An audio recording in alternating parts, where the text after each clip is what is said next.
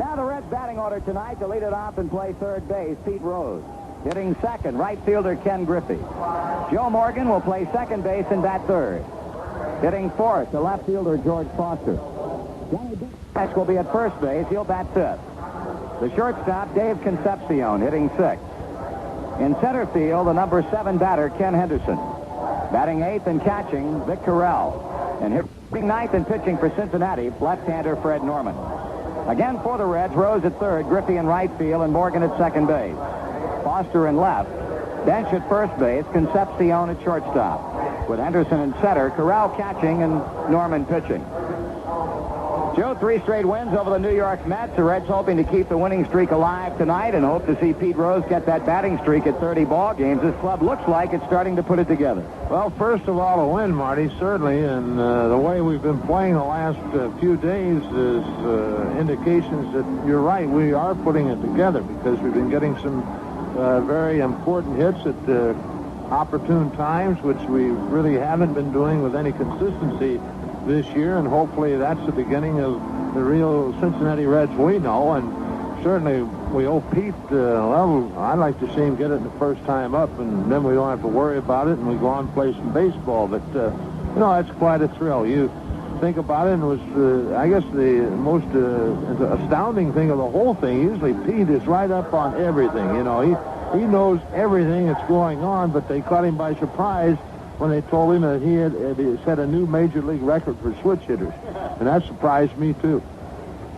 Well, we're set to go now in the first of this brief 2-game set with Dick Williams Ball Club. Dave Cash will lead things off for the Expos. Cash batting .272 with 2 homers and 21 RBIs. This will be the 8th meeting of the year between these two clubs. The Reds have won 4 of the previous 7. Freddie Norman in with a pitch. Cash swings and bounces it foul at third base, and this game is underway. The Reds 2.5 games behind the Giants, who play in St. Louis tonight. It'll be Bob Nepper against John Denny. The Dodgers played this afternoon. Reggie Smith hit 2 home runs, the second coming in the 8th inning to break a 3-3 tie and give L.A. a 4-3 victory over Chicago. Well, at least for the moment, the Dodgers are tied with the Reds for second. Strike one pitch is high as the count evens to Cash at a ball and a strike. Norman trying to beat Montreal for the second time this season. His 1-1 pitch is swung on and hit very high in the air. Back in shallow left center, Concepcion calls, and he makes the catch. This copyrighted broadcast is presented by authority of Cincinnati Reds Incorporated and is intended solely for the private, non-commercial use of our audience. Any publication, reproduction, retransmission, or other use of the descriptions and accounts of this game without the express written consent of Cincinnati Reds Incorporated is prohibited. The announcers on this broadcast are employed by the Cincinnati Reds Incorporated. One gone as Dave Cash pops up to Davey Concepcion, and in now is right-handed batting Andre Dawson. He takes a fastball up and in from Norman. Dawson hitting only .241, but he's exploded 14 home runs and has knocked across 45 on the year. Norman rocks and fires, and Dawson swings at a fastball and doesn't get it. Freddie beat Montreal back on the 18th of May, 3-2. Brings into this game a career record of 8-4 against the Expos. Trying for his 9th win of the season to join Bill Bottom and Tom Seaver as they're winning his pitchers on the Red staff. Strike 2 swinging on another fastball up to Dawson. 1-2 the count with right fielder Alice Valentine waiting on deck. Montreal currently in 4th place in the Eastern Division standings. They're 3 under 500 at 44 and 47 and trail Philadelphia by 7 1/2 games. Here's the 1-2 pitch, and the screwball is low to even the count at 2-2. This Montreal team has had trouble winning more than they've been losing of late, mainly because only a couple of guys in their lineup have been swinging the bat well. Alice Valentine and Tony Perez. Dawson check swings a pop-up wide of first. Bench cannot get it. It goes off of his glove, rolling out into shallow right center field. And he throws it back into Concepcion as Dawson becomes a base runner on what would have been a routine pop-up to second baseman Joe Morgan. Well, Marty, those are things that you really don't know when you break for the ball. And you're right, Joe would have caught the ball easily, but something you just don't know. And you break for the ball, your eyes are on the ball and not on anyone coming at it, and it's just a very unfortunate thing, but base hit for Alice Valentine and what would have been a routine pop-up. So the Expos have a runner at first in Dawson with Valentine stepping in. He's hitting .311 with 15 home runs and 52 RBIs. He leads the club in average home runs and runs batted in. Here's a pitch to the plate, and it's low and inside for a ball.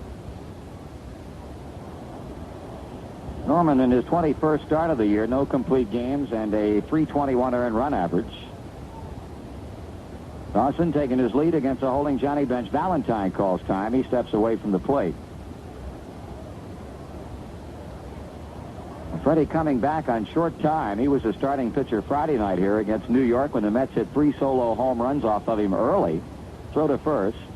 But the Reds ultimately came back to win that ball game. Worked 3 1/3 innings. Giving up 5 hits, 3 of them home runs, and 3 runs walked a batter. But Norman pronouncing himself fit to come back tonight. And we'll have Tom Seaver against right-hander Hal Dews in the wrap-up tomorrow night. Here's a 1-0 pitch inside to Valentine. 2 balls and no strikes.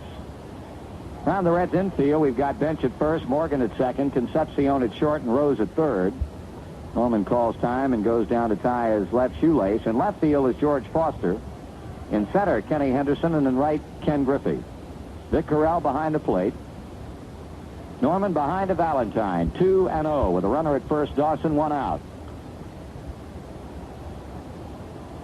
Freddie glances to first base as he sets and delivers, and it's way high. 3 balls and no strikes. Montreal team not what you would consider to be an all-out running type of ball club. But the man over at first base, Dawson, leads the team in steals. He swiped 17 in 21 attempts. Here's a drive to left field. Well hit. That ball is going to be out of here for a 2-run home run. Ellis Valentine getting the green light, and boy, did he ever more take care of it. Hitting a line drive home run over the left field wall to give the Expos a 2-0 lead. Well, Freddie Norman, after going along so well for most of this season and really not being hurt by something that has hurt him continuously throughout his career, the home run ball, is now serving him up with great regularity. That's the 16th of the year for Valentine. And with 2 runs across, Tony Perez, as usual, gets a warm welcome when he plays here at Riverfront Stadium. Well, the last time we saw this club, Perez was hitting down in the 240s. He hits a drive back into left center field, and that's going to be out of here. Perez getting every bit of that one, hitting it 3/4 of the way up into the green seats in left center. So on consecutive pitches, Freddie Norman has thrown home run balls to Valentine and Perez, and Montreal leads 3-0.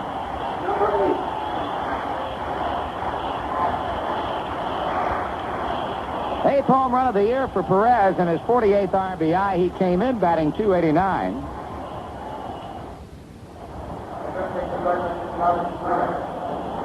Third baseman Larry Parrish is in now, hitting a .266.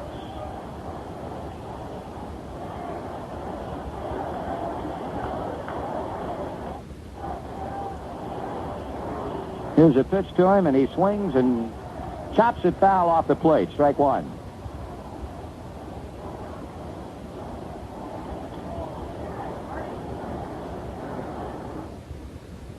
On deck, left fielder Warren Cromartie. Norman looking into Corral and delivers the strike 1 pitch. Parrish swings, line drives a base hit into left center field. That's a 4th consecutive hit off Norman after he retired leadoff batter Dave Cash on a pop-up to Dave Concepcion, and Sparky Anderson is going to get Pedro Bourbon ready in a hurry down in the Cincinnati bullpen.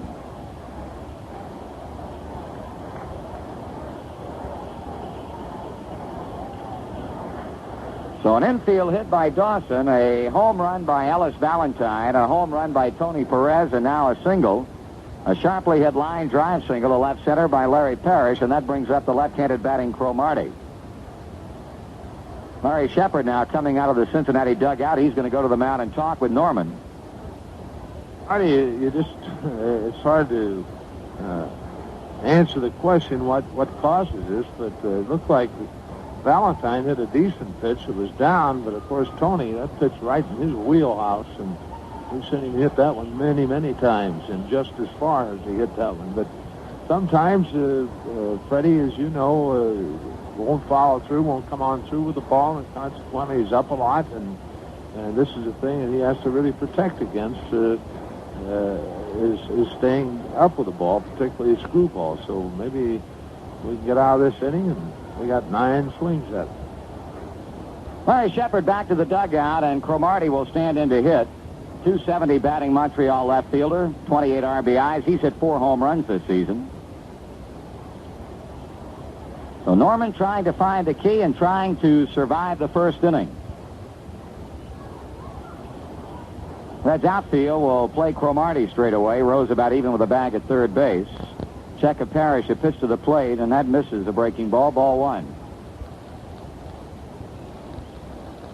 Well, Montreal had a big day yesterday and a win over Houston. And carrying it on through here tonight in the first inning. Bouncer foul that goes toward the Cincinnati dugout. 1 ball, 1 strike.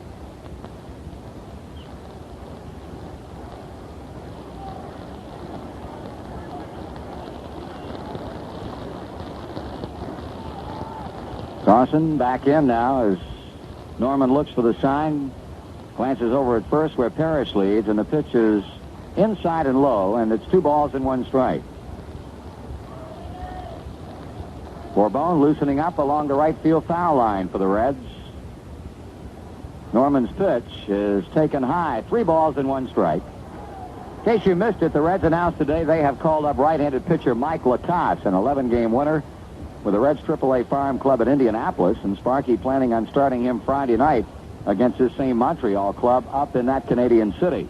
There's a throw to first base, although is hopeful of maybe giving Mike an inning or so of work sometime between now and his first major league start on Friday evening. 3-1 to count off Cromartie. Second throw now to first base as Parrish steps back.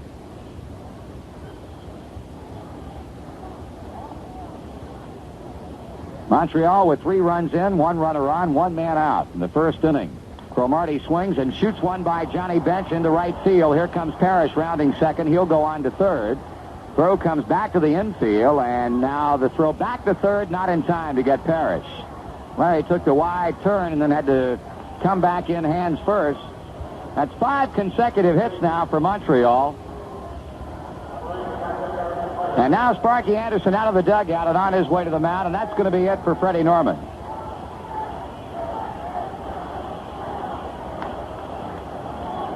So Norman able to retire only 1 batter, and that was the leadoff hitter Dave Cash on the infield pop. The base hit to right by Cromartie is the one that does him in after giving up a couple of home runs, and Pedro Bourbon will come on now. 3-0 Montreal. Runners at first and third, only 1 down here in the opening inning, and we'll be back with more in just a moment. For those of you who think $1 doesn't go very far nowadays, you just haven't been to Kings Island. Why, did you know that for the price of 1 admission ticket, you can have yourself a ball at Kings Island from 9 in the morning till 11 at night and still not do everything they have for you to do or see everything they have for you to see? That's right. You take it from me, Dick Van Dyke. When you realize that 14 hours of fun only cost you a smidgen more than a penny a minute, you've not only found a place that gives you your money's worth, you've found a bargain. Kings Island, with dozens of rides for every kind of daredevil and 12 sensational new live shows with every kind of music, from Broadway to bluegrass for young and old. A kingdom where all your dreams come true. 1,600 acres of fun and music that's more than just your money's worth. Kings Island for everyone. It's a bargain. Kings Island for you. Right-hander Pedro Bourbon on now here in the first inning. Freddie Norman gone after 1/3 of an inning in which he gives up 5 hits and 3 runs, with Larry Parrish at third base and Warren Cromartie over at first, his responsibility. Bourbon 5-1 with a .402 earned run average. He'll be making his 38th relief appearance tonight. Pedro will be facing Gary Carter, the Expos catcher, and the number 7 man to hit in the inning. Carter batting .238 with 10 home runs and 40 RBIs. 2 homers that the Expos have hit so far in the first inning give them a seasonal total of 70, the exact same number that the Reds have struck so far this year. So we need a double play ball now to get us out of the inning without any further runs coming across the plate.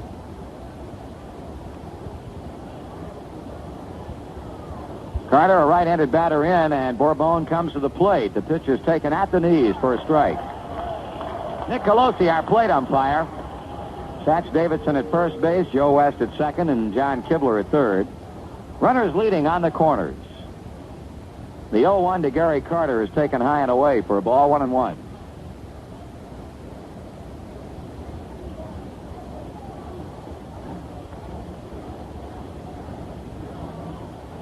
Outfield straight away for Carter. Pitch swung on. Here's a high pop-up. Off first, down toward the Reds bullpen. Johnny Bench is over and makes a nice catch. Quickly turns and throws on to Corral to keep Parrish, who might have had an idea of trying to come in. But Johnny Bench corrals a foul pop off Gary Carter's bat. And with 2 away, shortstop Chris Spire.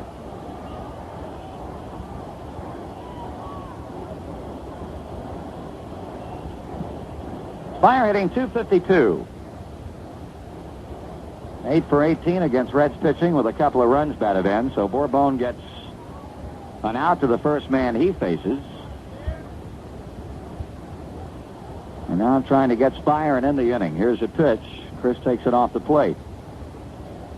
This Montreal club still feels that they are very much in the Eastern Division race, what with them being only 7.5 games behind the Philadelphia Phillies.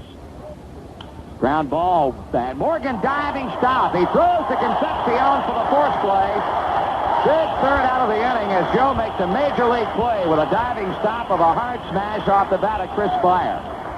Montreal gets 3 runs on 5 hits. No errors and 2 men left on. And after a half inning of play, the Expos 3, and the Reds are coming to bat. When your car needs an oil change, chances are what you say is change the oil, which is all you need to say unless you want to make a change for the better. Namely, new Ultra D motor oil from Marathon.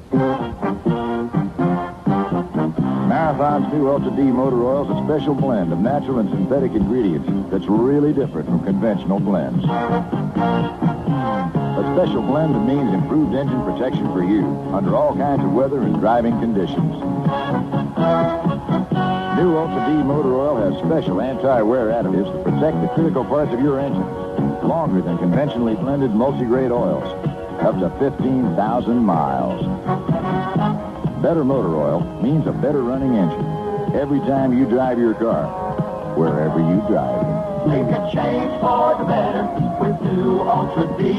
A change for the better from the people who do it better. Marathon Oil Company. The current homestand here at Riverfront draws to a close tomorrow night. It'll be the Reds and the Expos, game time 8:05, and plenty of seats available.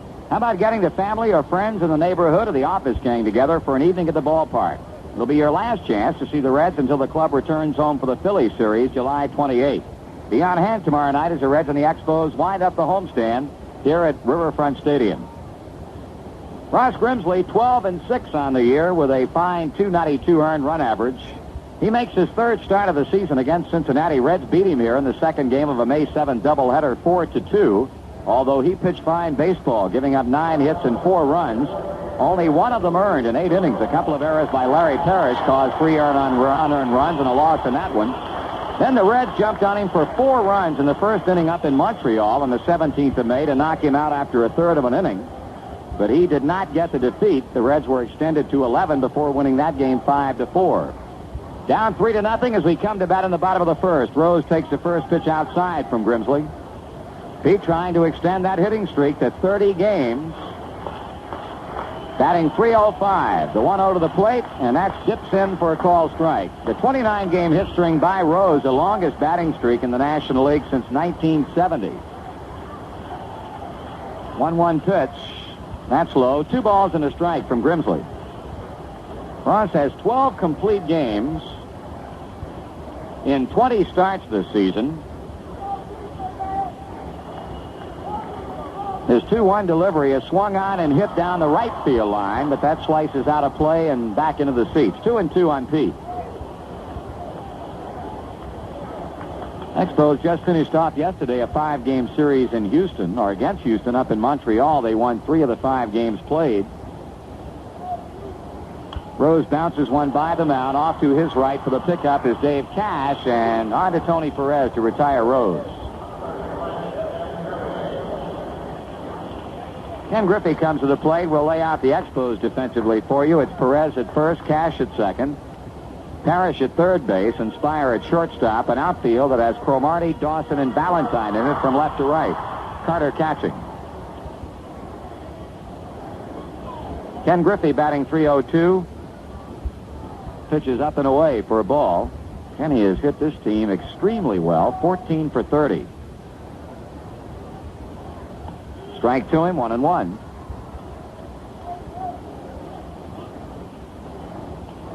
Reds seeking their 53rd win of the season tonight. Swung on and pulled foul at first base and need a victory to stay out in front by 1/2 game over the third-place Dodgers. Griffey behind to Grimsley, 1-2. Morgan will be up next. Well, we've got the Expos for tonight and tomorrow night to close out their play at Riverfront this season. There's a foul out of play to the left. And then we'll be in Montreal Friday night, Saturday, and Sunday afternoons to close out play for the Reds in Olympic Stadium. Plus, we kick off the road trip in Philadelphia Wednesday night, playing that team a couple of games before going to Montreal and then moving to New York. Change-up is high, 2-2. Well, that pitch came up there so easily that probably heard the crowd reaction. You could hit it. No, I don't think so. 2-2 on Ken Griffey, who steps out of the batter's box.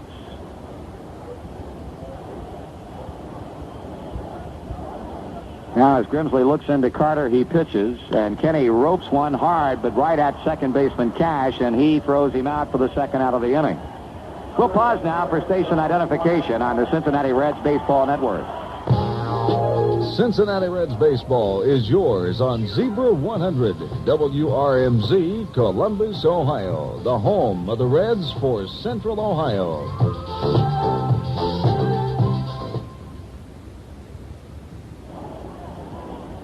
Joe Morgan with 2 out and the base is empty for Cincinnati. Now Grimsley in that rocking chair windup, and he rocked about 3 times, and on that third one, Joe Morgan stepped away from the plate. Gary Carter up and talking with plate umpire Nick Colosi. Grimsley rocking and pitching. Morgan takes it high, ball 1. Ross had won 5 of 6 decisions, but of late he's lost 3 times, had 1 no decision, and coming off of a shutout victory his last time to the mound. 2 balls and no strikes.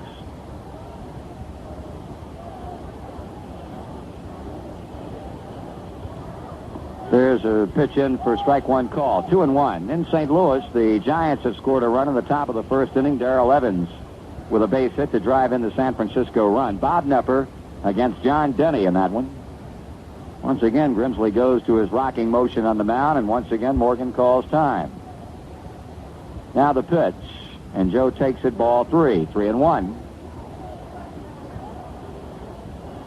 Ross will not walk too many people, only 42 this season, nor will he strike out many, but 52 in 148 innings. Swung on and popped up. That was an excuse me pop back in shallow right center, and Dave Cash roams back there to pick it off and end the inning. The Reds are out 1-2-3. That's at the end of 1 complete inning of play. Montreal 3 and Cincinnati nothing. At the end of 1 complete inning of play, Montreal 3 and Cincinnati nothing. For car transportation, where the... Here in the second inning, the Expos will be parading to the plate Ross Grimsley, Dave Cash, and Andre Dawson after 8 men hit in the first inning, with 5 of them reaching Norman for base hits and scoring 3 runs. 2-run home run by Alice Valentine, his 16th of the year, and a solo home run on Norman's next pitch to Tony Perez, his 8th of the season. So Grimsley to start it off against Bourbon, who came on to get Carter on a foul prop to bench. Spire hitting one hard that Morgan stopped on a dive up the middle and got a force play at second to end the inning. Grimsley swings and fouls it off. Moss 8 for 49, all singles, 4 RBIs this season, batting .163.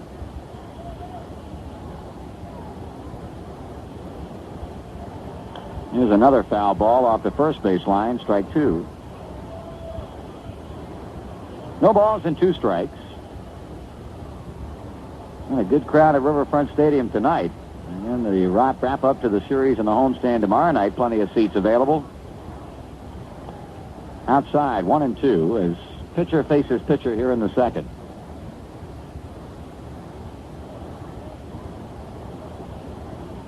Here's a swing and a fly ball into left center. Foster cannot get it. He short hopped the ball. So Ross Grimsley with a base hit. As he opens the second inning with a 6th Montreal hit of the night, that'll bring on Davy Cash for the second time. Stop by the Reds ticket agency nearest you and purchase your tickets in advance in Dayton at Reich's downtown, in Columbus at all Central Ticket Office locations, in Lexington at Graves Cox, in Louisville and Allied Sporting Goods, and in Indianapolis at Ross and Babcock. Cash a pop-up to Dave Concepcion to start the game off. He's batting .271. Takes a strike. Had 4 hits yesterday in the Montreal win over Houston.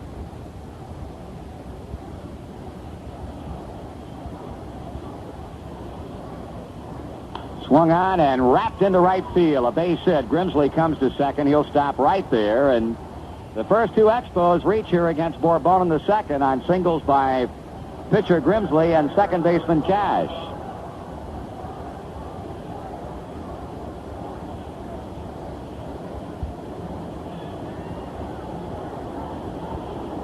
I'll bring up Andre Dawson, who hit that soft liner wide of first base that Johnny Bench had hit off the end of his glove and go for a base hit. Well, Bourbon in a bit of trouble as Dawson tries to bunt and fouls it away. And one doubleheader in the National League tonight. The New York Mets in Atlanta. First game, Espinosa versus rookie Larry McWilliams, and 1-0. Braves at the end of 7 on Dale Murphy's 13th homer of the year, coming in the 7th inning. San Diego at Pittsburgh, Gaylord Perry against Bruce Keeson. Philadelphia at Houston, Christensen versus Necro, and we've already talked about the Giants and the Cardinals. Check swing, 1 ball, 1 strike. Dodgers over the Cubs today, 4-3. Reggie Smith with 2 home runs. Forster got the win, Russell the loss, and Welch got a save. Swing and a foul to the mid of Corral, 1-2.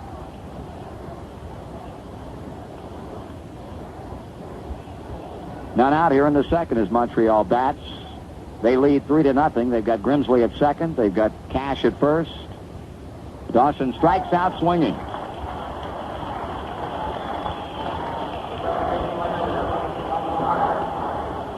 Valentine with a 2-run home run in the first inning after Norman fell behind to him 3-0. Ellis hit a line drive over the left field wall. Not only his 16th homer of the season, but 1/4 of that number has come against Cincinnati. It was his 4th home run off the Reds pitching staff in 7+ ball games.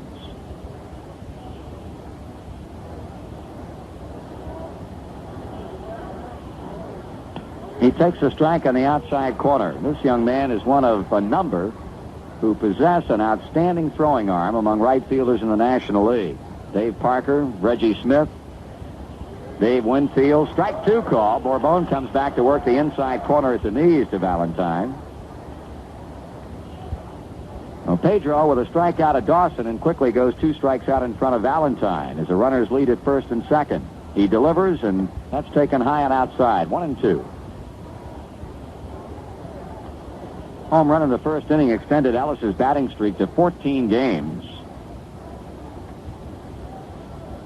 Way outside again, 2 balls, 2 strikes. He's now had 49 hits in his last 127 times at the plate. A .385 batting average. He hits one off the end of the bat. Bourbon trying to keep the ball away from him, and Valentine just able to make contact with that 2-2 pitch.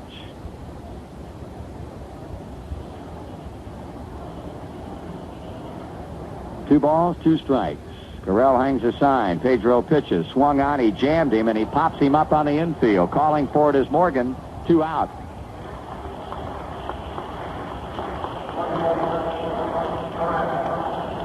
Well, Tony Perez back for the second time. He also extended a hitting streak with a home run in the first inning. He's hit in 7 straight. We were talking about the fact that his batting average was down in the low 240s when we played this club a couple of months ago, but has he been ever more smoking at the plate? Inside, now batting .291. Third in the major leagues in 2 base hits. He's had a total of 27, ranking behind Ted Simmons of the Cardinals and Kansas City's George Brett. He fouls this pitch back.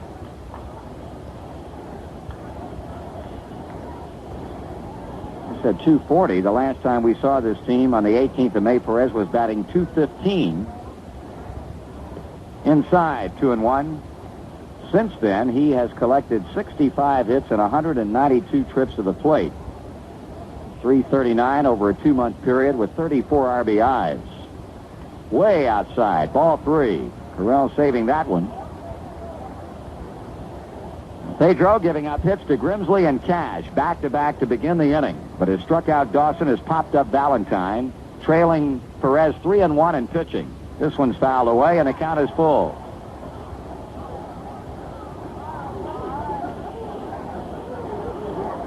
Oh, and Bourbon delivers this next pitch. It'll be a trap meet on the base paths. Grimsley will be heading toward third. Cash will be moving toward second. Here's a payoff. And chasing one, loops it over first base, a base hit down the right field line. Here comes Grimsley to score. They wave Cash to the plate. The throw comes toward home, but not in time. Cut off by Johnny Bench. Tony Perez with his 28th double of the year. That drives in 2 more Montreal runs, and they lead it 5-0.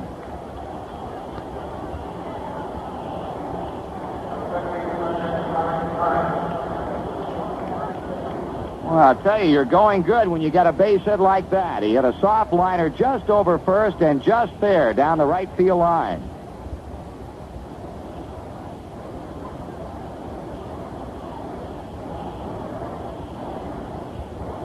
Larry Parrish 1 for 1, a single in the first. Ball to him. Well, Valentine is knocked in 2. Perez has driven home 3, and it's 5-0 Expos. 2 balls, no strikes.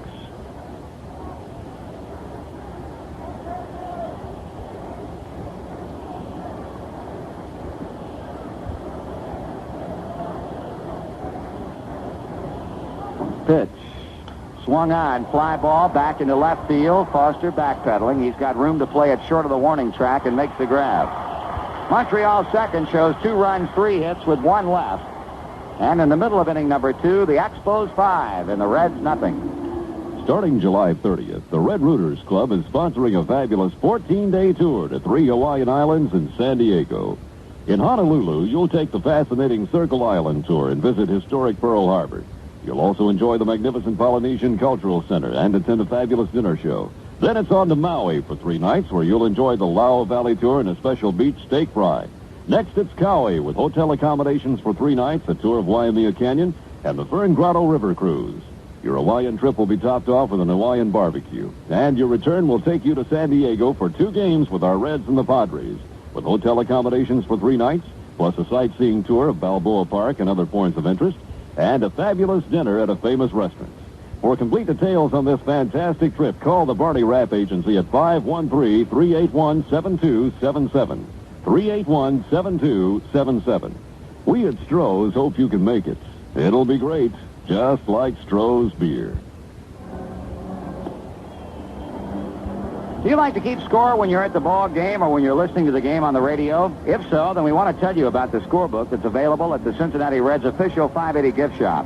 It's the exact same one that Joe and I use here in the broadcast booth. And in addition to the regular features you find in most books, this one has a field diagram for defensive alignment and lots of other little features to make your scoring of the game more complete. This Red Scorebook is a good for 50 games, and it's available both at 580 and by mail.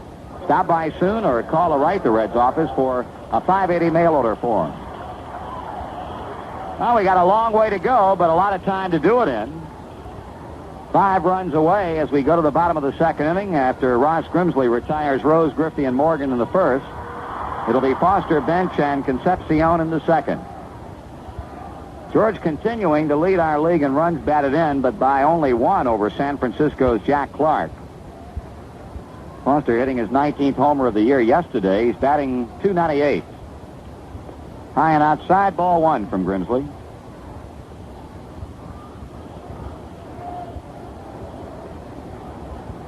Swing and a miss. Ross Grimsley, as we've talked about before, is an off-speed pitcher of the first order. His fastball would be considered an off-speed pitch. 1-1 to Foster, and that's low and inside, 2 balls and a strike.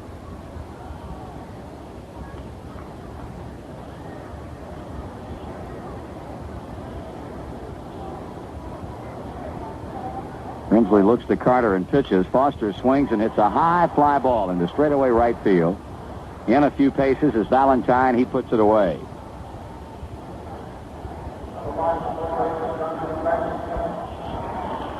This is Johnny Bench playing first base tonight. Danny Dreesen nicked on the elbow by a pitch in yesterday's game, and what with the left-hander pitching anyway, Sparky decides to give Danny a night off, play Bench at first, and move Carell behind the plate to get another right-handed bat in there.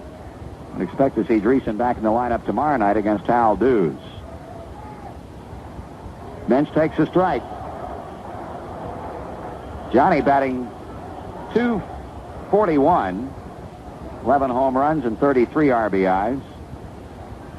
Swung on and grounded hard, and that's Bias Fire into center field, the first Cincinnati base hit.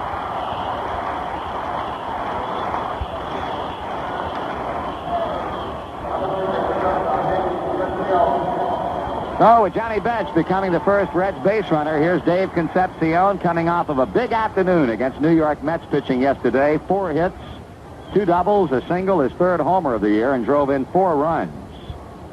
Batting at .294. And of the 3 long balls that Davey has struck, 2 of them have come against the Mets. The other hit off Montreal. Carter hangs a sign, and the pitch is high for ball 1.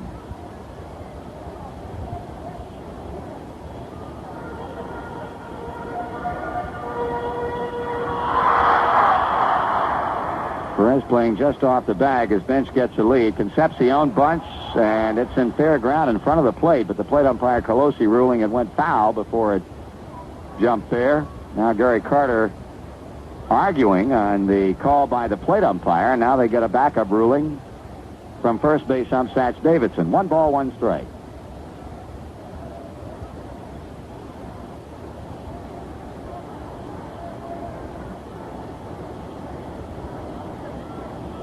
Kenny Henderson will be up next following Dave Concepcion. Johnny Bench is single with 1 out in the inning. Davey bounces it foul off the first base side.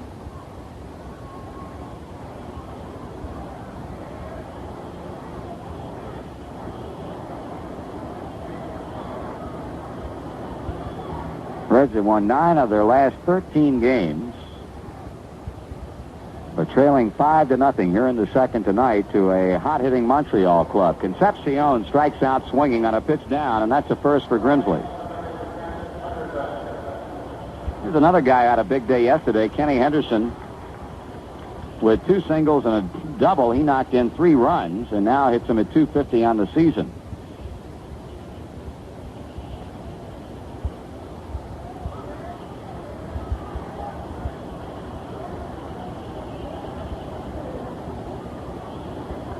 Grimsley taking his time. Now the stretch and now the pitch. Henderson takes a strike. Change up.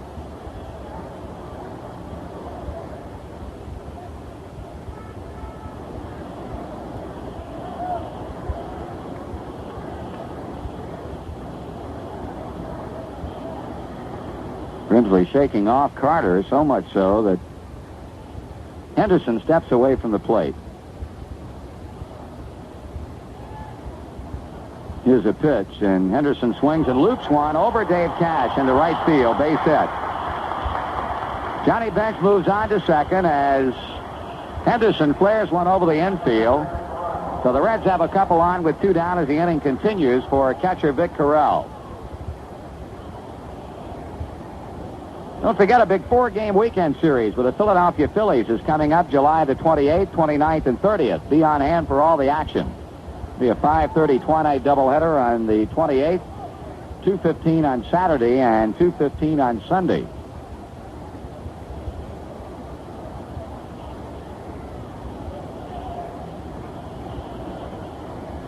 Grimsley working with 2 on and 2 out. Delivers, bouncer over the mound. That's going to be fielded by Spire. He underhands to Cash for the force out on Henderson, and that ends the inning.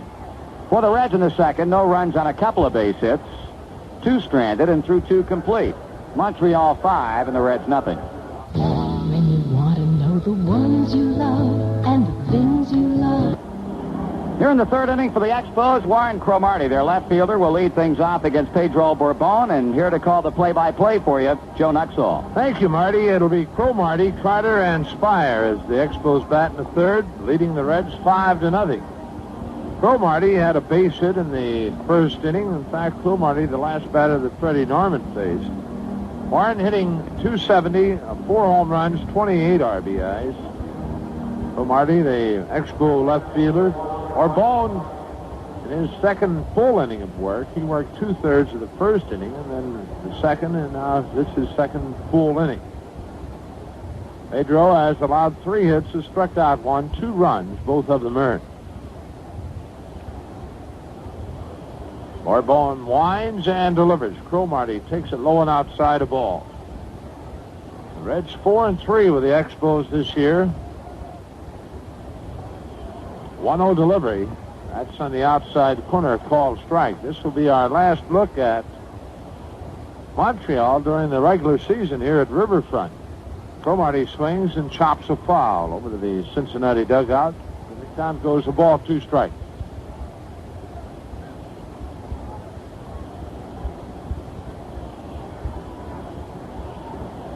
Outfield straightaway.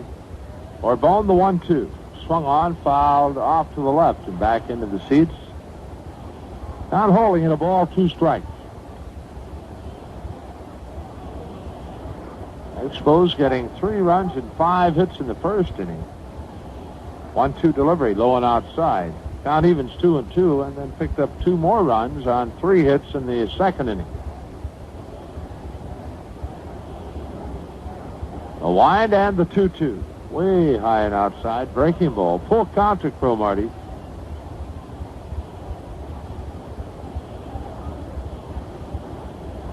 Bourbon the payoff. That's ball 4, high and outside. So Warren Cromartie leads off the inning by drawing a walk from Bourbon. And the batter is Gary Carter. Carter popped out to bench in foul territory in the first inning.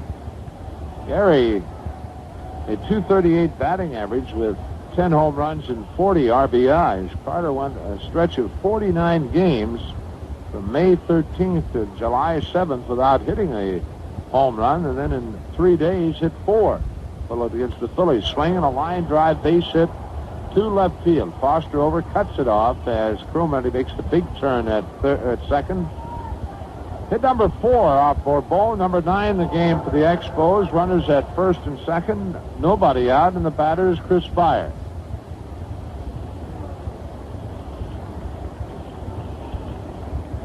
Spire robbed of a base hit in the first inning. Joe Morgan making an outstanding play, a diving stab of Spire's ground ball, and was able to force Cromartie at second base to end the inning.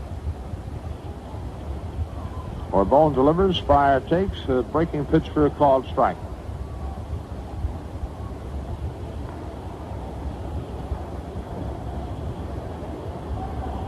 The stretch and the pitch. Swung on, that's pop foul, backing out of play. Bourbon in front of Spire, no balls, 2 strikes now, with Cromartie at second and Carter at first. The game continues at the beginning of side 2 after a 60-second delay. On deck. He'll be followed by second baseman Dave Cash. The 0-2. And did he go far enough? A breaking pitch. Did Spire check his swing? And Sance Davidson, the first base umpire, says he did. So it's a ball, 2 strikes to Spire. Bourbon to the plate. Swung on and missed. Got him with a fastball away. And that's the second strikeout for Pedro Bourbon. 2-1 away. And the batter is Ross Grimsley. Grimsley led off the second inning with a single to left field and scored the fourth Montreal run. Grimsley came into the game with a 163 batting average. That base hit is 9th of the year and 50 times up. Well, he's hitting 180. The pitch, and Grimsley tries to drag a bunt and fouls it.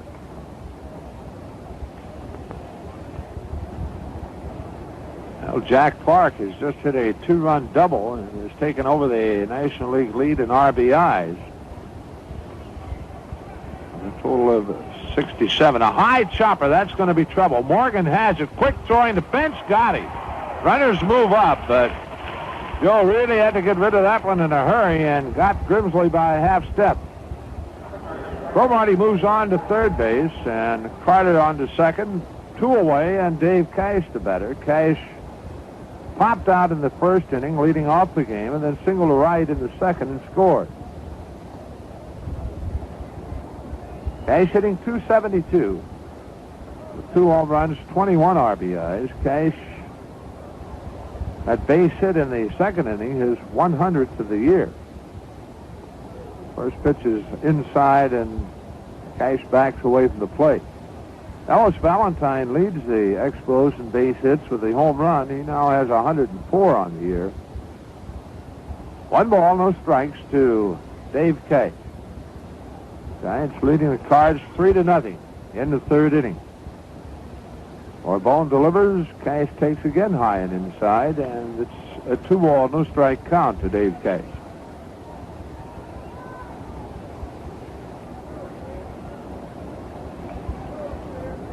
Orbone waiting on Cash. He's in, and the 2-0 pitch. Taken high, 3 balls, no strikes. Andre Dawson on deck. Well, you look at the Reds farm system and their teams, they have 4 of their 6 farm teams are currently in first place. 3-0 pitch. Cash looks at a breaking ball for a called strike. Looked like Dave might have had the green light. Cromartie at third. Carter at second with 2 out. Montreal leading 5-0. Here's the 3-1. Swung on, line foul off to the right. Full count to Cash.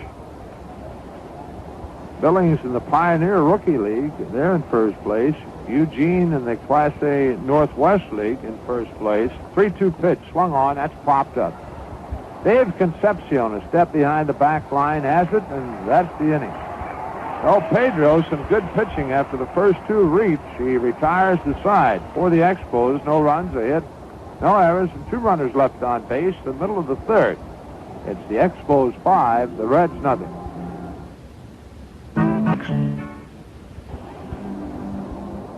Well, we trail the Expos 5-0 as the Reds bat in the third inning. It'll be Bourbon to lead it off, and then Rose and Griffey and more, we hope. Bourbon has 1 hit and 4 times up and an RBI. Reds with 2 hits off Grimsley in the first 2 innings, both hits coming in the second. A single by Bench and a single by Ken Henderson.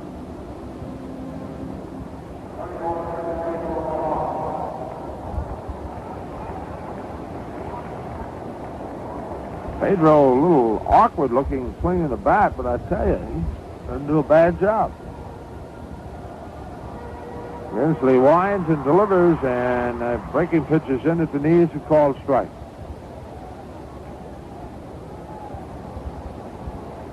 Grimsley's pitch swung on and missed, fastball, 0-2.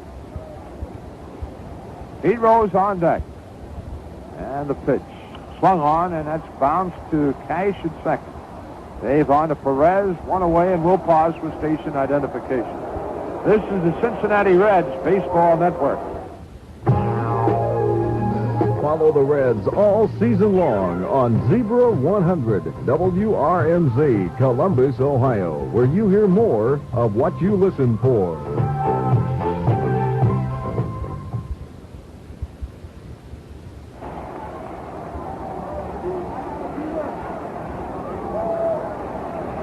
All right, here's Pete Rose up for the second time. Swings a shot off the leg of Grimsley over to Cash. The throw to Perez, they got him. That ball hit Grimsley, it looked like on the right leg, and caromed over to Dave Cash, and peters out. And I'll tell you, I hope that doesn't stop it. He hit a rope up the middle, hitting Grimsley, I think, on the right leg. We'll wait and see. The play going 1-4-3. But that was an absolute shot that struck Grimsley on the leg. 2 away. The Montreal trainer's gone out, Yvonne Belanger, and they're really not looking at anything. Apparently it hit Ross. Well, we're really not sure.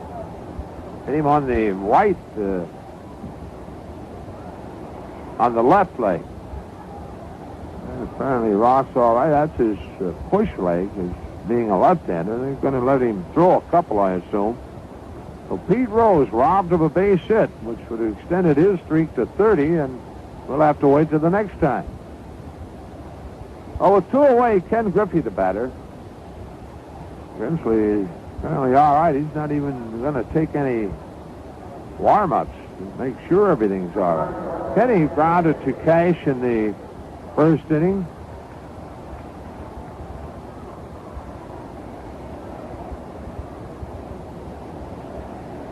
Grimsley delivers, and it's low ball. Ken hitting .302. 3 home runs, 27 RBIs. Grimsley back to the plate with a slow curve that drops in for a strike. 1-1.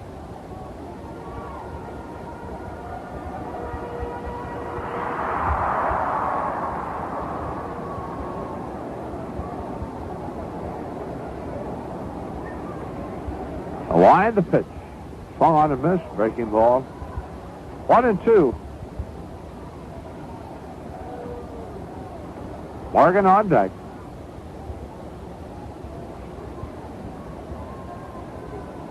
Kenny away from the plate, now back in. Grimsley has the sign and the 1-2 pitch. Swung on, and he got him. Sinking fastball, they say, down and in. Second strikeout for Ross Grimsley, and the Reds out in order here in the third. Nothing across, and after 3, Montreal 5, Cincinnati nothing.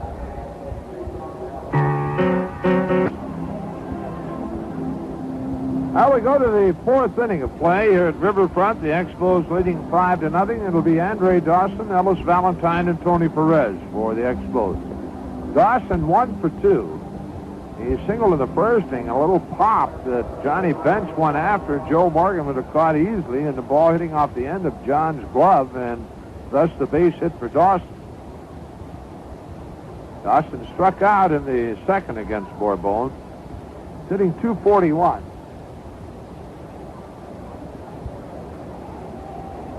$14 home runs and 45 RBIs for Dawson. Bourbon delivers, and a breaking ball is under the knees. Ball 1.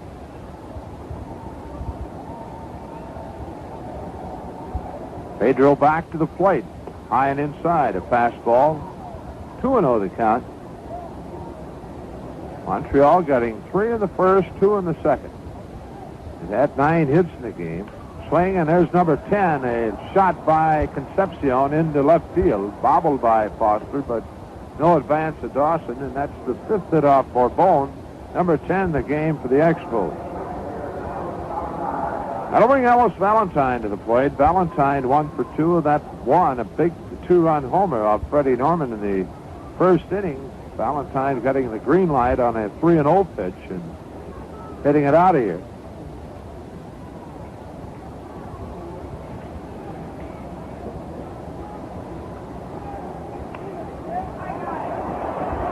Valentine swings on the first pitch and pops it over the Reds dugout. The ball hitting right on top of the dugout. Bench reaching for it.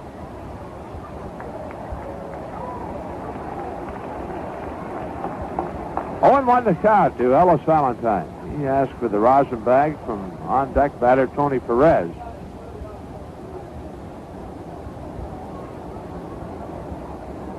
Pedro 5-1 on the year. This is his 38th appearance. He now leads the Reds and ties Dave Tomlin for the number of appearances. The 0-1 pitch. Runner goes. The pitch is taken. Here's Correll's throw. Not in time. Goes on into center field. Up on his feet and on his way to third. Dawson. Here's the throw, and not in time. So that'll be a stolen base and an error. And an error charge to Vic Terrell. Well, Andre Dawson with a stolen base, that's his 18th of the year. He's been caught just 4 times. Count 0-2 to Valentine. Infield will pull in. Corbone winds in his pitch. Swung on, that's popped up. Shallow center, coming on Ken Henderson. Dawson tagging, he won't go anywhere. The Henderson throw is cut off by Bench standing on the mound. A 1 away, and Tony Perez the batter. Tony 2 for 2. He's driven in 3 of the 5 runs. Tony hit his 8th home run of the year in the first inning, and then came back with a bloop double along the right field line in the second to drive in 2. Reds infield will remain in.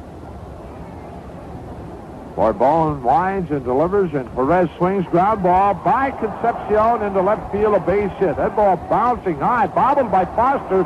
Tony on his way to second. He's there, and we'll wait and see.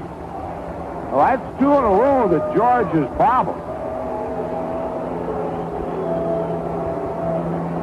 Well, it's funny. We just talk about defense with Dave Concepcion, and things have gone a little haywire.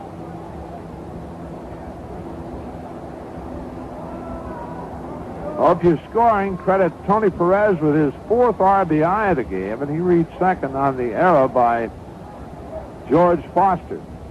Here's Larry Perry's taking low from Bourbon the ball.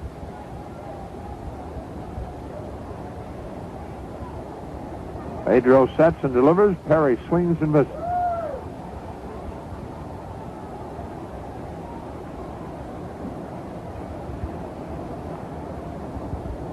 A line to pitch.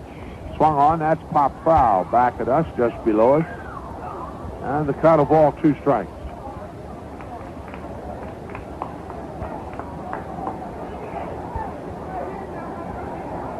Perez at second with 1 out. Bourbon delivers. Swung on, that's popped up into shallow right. Coming on Griffey, going out Morgan. Kenny calls for it, and he has it 2 away.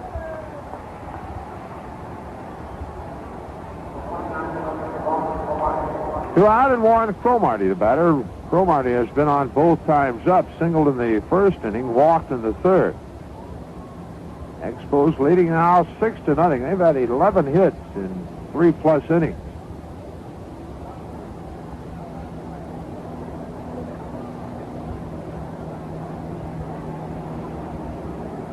Ball to the belt. His pitch taken just high and outside. 1-0.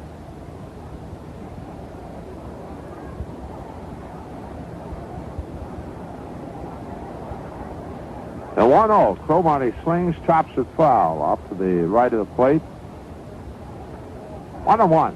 Well, after tomorrow night, the Reds go on a 8-day road trip, 2 with Philadelphia, 3 with the Expos, and 3 with the Mets. 1-1 delivery. Cromartie swings, bounces it to Morgan's left. Joe has it, throwing to Bench, and that's the inning. But the Expos got a run on 2 hits, 2 Cincinnati errors, a runner left on base, and it's the middle of the 4th. Montreal 6, Cincinnati nothing. I know a friend when I see one, and I know a good thing when I get it. I know where to go when I need a helping hand. That's why I've got a friend who's a marathon man. Friends can add a lot to your life. That's why when you're taking care of something important like your car, it's good to do business with somebody you know by his first name. Somebody who takes you and your car personally and treats it like it was his own. Somebody you ought to know. Your marathon man. Go get together with a friend who'll do it better. Go be your marathon man. Marathon Oil Company. We got together to do it better. And we do.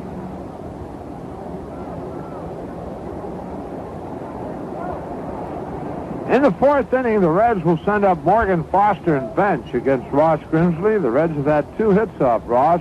The 2 hits coming in the second inning. He has struck out 2, has not walked a batter. Morgan up for the second time. Joe popped out to Cash in the first inning. Oh, it's about time we got something underway. Talking about the road trip coming up for the Reds, as we mentioned, 2 in Philadelphia, 3 in Montreal, and 3 against the New York Mets. Then we return home against the Phillies on the 28th, a big fly night doubleheader. Finally, Gary Carter's throw going over the head of Cash and all the way to the center field wall. Joe Morgan to lead it off.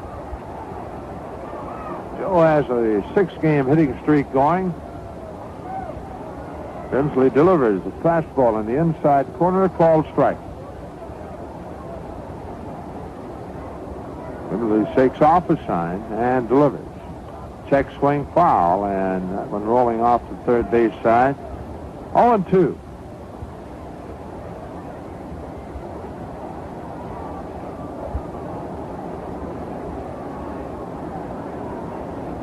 Morgan back, away from the plate, now back in. Grimsley shaking off, pitches the pitch. That's a slow curve, going outside. 1-2 to count. 7th inning at Atlanta, the Braves leading the New York Mets 1-0.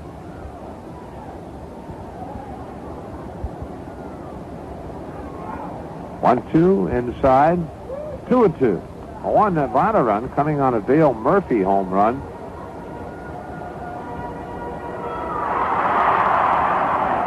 The pitch on the way, swung on, that's bounced. Oh, Perez, backhand, throwing to Grimsley, not near in time. That ball looked like it might have hit Joe Morgan. That'll be a base hit for Joe Morgan, and he extends his hitting streak to 7. Tony, a good play going far to his left to backhand the ball, and or to his right, rather, and got a throw off as Grimsley late getting to the bag. An infield single for Morgan. He's at first base, the 3rd hit of the game for the Reds, and George Foster the batter.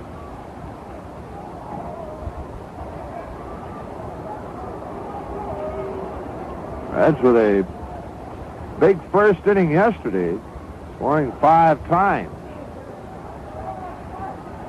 Foster up for the second time. George leading off the second inning, a fly ball to Valentine in right. A stretch by Grimsley, the pitch. Foster takes it on the outside corner, called strike.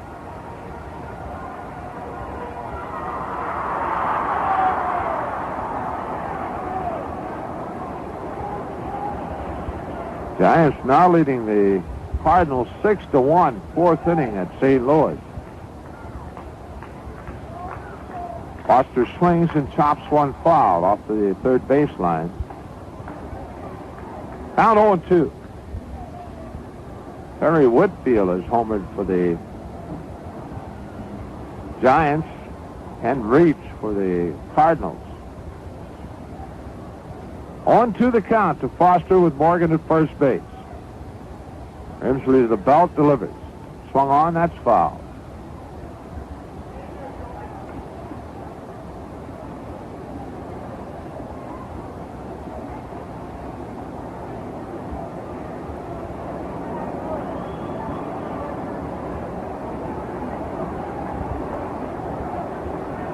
Outfield straight away for George.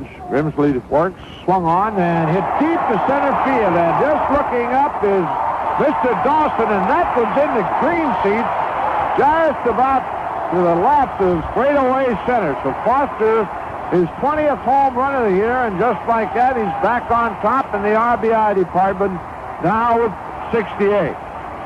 Well, no doubt about that one. Andre Dawson took 2 steps and became a reserver just to see where it would land, and it hit about 6 to 8 rows up in the green seats, just to the left of the backdrop in straightaway center field.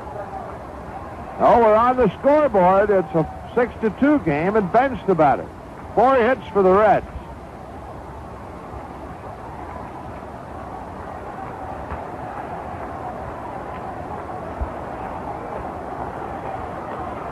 Pitch swung on, line foul, down the left field line and back into the seats. That's the 12th home run that Grimsley has allowed this year. He delivers. John swings a high chopper, cutting in front of Spires. Parrish. His throw is in time. One out, and Dave Concepcion, the batter. Concepcion struck out in the second inning.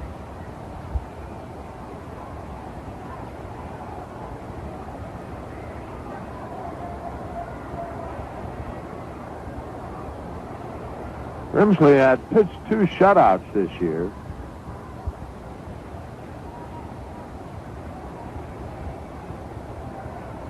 Ross delivers, and Davey tries to push a bunt, and it's a fair foul. It's going to be a foul ball. Nick Pelosi called it right away, and that's Davidson joined in. Davey trying to push it first base side. Tony Perez on Davey as he passes by. Of course, it was against the Expos that Pete Rose got his 3,000th base hit of his career.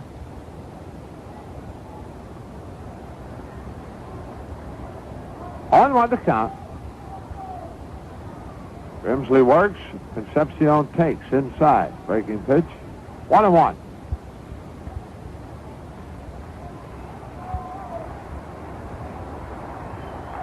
The pitch. Again, a push bunt, and Perez off the bag. He has it, and he'll not get him. And maybe taking advantage of something, and he pushes one to the right side. Perez got it well off the bag, and no play at all. So that's hit number 5 for the Reds. Concepcion's first, and Ken Henderson the batter. Ken is singled in the second inning. Ken has hit 1 home run this year, but that was when he was with the Mets. So we'd like to see his first as the Cincinnati Reds right here. 6-2 the score. The Reds have scored 2 here in the inning on a 2-run homer by Foster.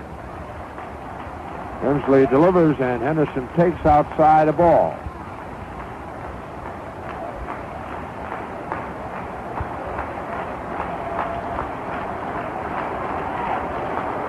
Carter hangs aside. Is stretched by Grimsley. The 1-0. Down low, and it's 2 balls, no strikes. Snap throw down to first, and Concepcion back.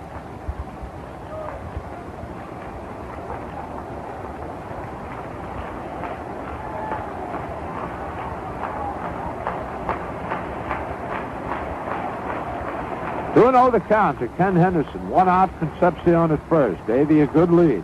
Grimsley to the belt. His pitch. High, 3-0. Vic Corral on deck.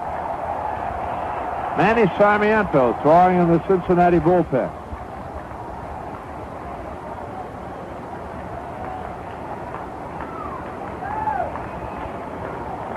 Grimsley the 3-0.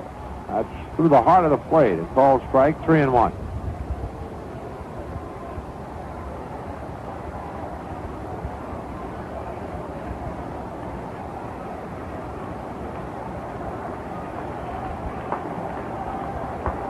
Grimsley checks with Carter, has the sign, steps back off the pitching rubber. Stan Bonson going to start throwing down in the Montreal bullpen. Grimsley delivers. Henderson takes ball 4 up high.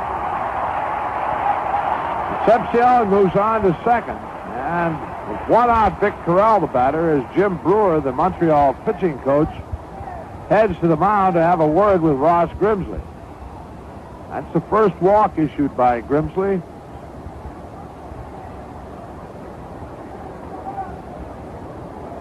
Oh, the Reds trying to put something together. They've scored 2 here in the inning. The bench bounced out to Parrish at third, and then Concepcion a bunt single and a walk to Henderson. A couple of base hits right here, and we're right back in this ball game.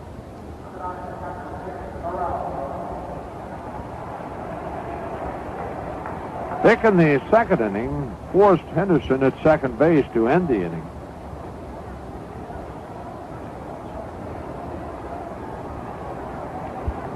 right, Brewer back to the Expo dugout, and Grimsley ready to work to Corral. The stretch. And the pitch. Corral swings, bounces it back to Grimsley. He goes to Spire, to Perez, double play. So that takes care of things quickly. Play going 1-6 to 3. And so in the inning, the Reds get 2 runs on 3 hits. But no errors, a runner left on base. The end of 4. Montreal 6, Cincinnati 2. Cool it when the sun's up high.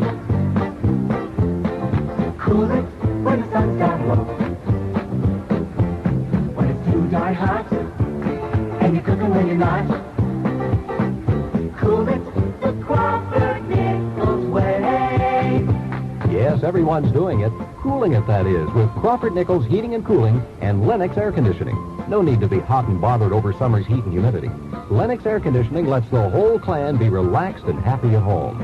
And a wise father knows that central air conditioning adds to the value of his home. And to make sure you stay cool, Crawford Nichols is on the job with emergency service 24 hours a day, 365 days a year.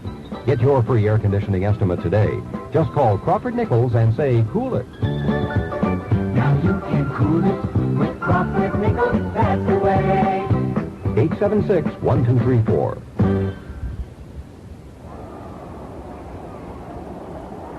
4 inning totals show Montreal 6 runs, 11 hits, no errors. The Reds 2 runs, 5 hits, and 2 errors. It'll be Gary Carter leading it off in the 5th for Montreal. And back with the action, Marty Brenneman.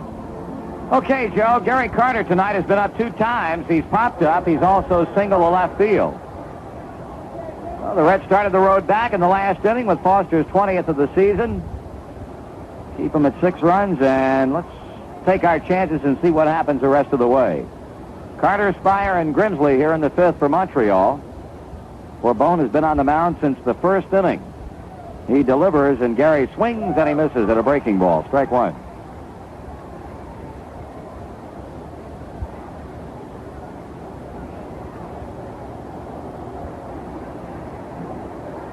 Pedro back to the plate, and this one a bunt, third base side. Rose is up quickly, bare hands, throwing, got him. Nice play by Pete Rose. Gary Carter exploding, along with Billy Gardner, the Montreal first base coach. They didn't think the throw got there in time, and they're letting Satch Davidson know about it. Be that as it may, a super play by Pete, and now manager Dick Williams is coming out.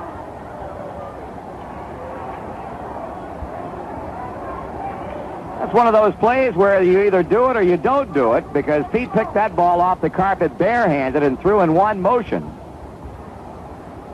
It was a bang-bang play, and it goes in favor of the Reds. Well, Williams not arguing vehemently. He obviously got his point across and now comes on back to the dugout as Chris Spire heads toward the plate. This reminder, the next Senior Citizens date is Wednesday, August 9th, when the Reds meet the Braves at the special early starting time of 5 o'clock. Persons 65 and over may purchase $4 reserve seats for only $2. Here's Spire, and here's Bourbon. Strike is called. This, in all likelihood, will be the final inning of work for Pedro. He's scheduled to lead off the bottom of the inning. Swung on and fouled back. Spire behind 2 strikes. Since Bourbon has been out there, Montreal has scored 3 runs on 6 base hits after getting 3 runs on 5 hits off starter Freddie Norman in the 3rd of an inning. Swung on, fly ball left field. Foster breaking in late, but he will get there and make the catch.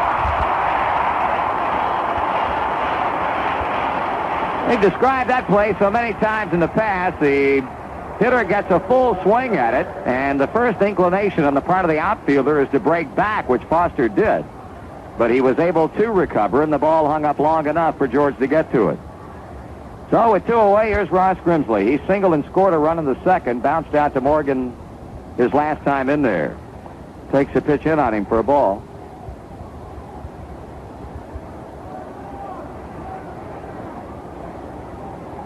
Swung on and hit to the box. Pedro fields on a hop and throws him out. That's the inning.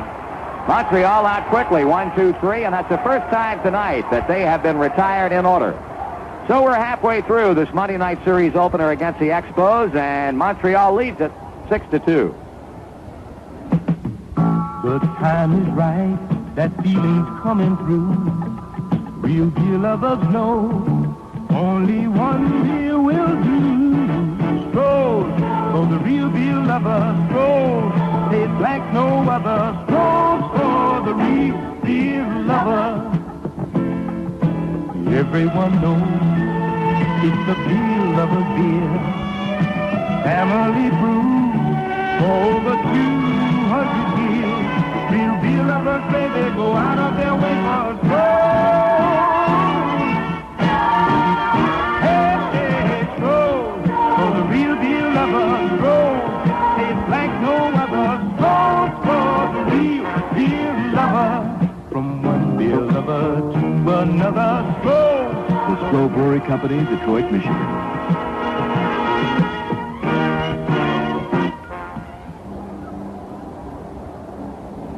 You know, teen night at Riverfront Stadium is not just for teenagers. The bargain prices apply to every young person 19 years of age and under. So, teen night is a perfect time for mom, dad, and the whole family to spend an evening at the ball game and take advantage of special savings. The last of 3 Reds teen nights is set for Friday, August 4th, when the Reds meet the Padres. Game time 8:05, and guys and gals who age 19 may purchase regular $4 reserve seats for only $2.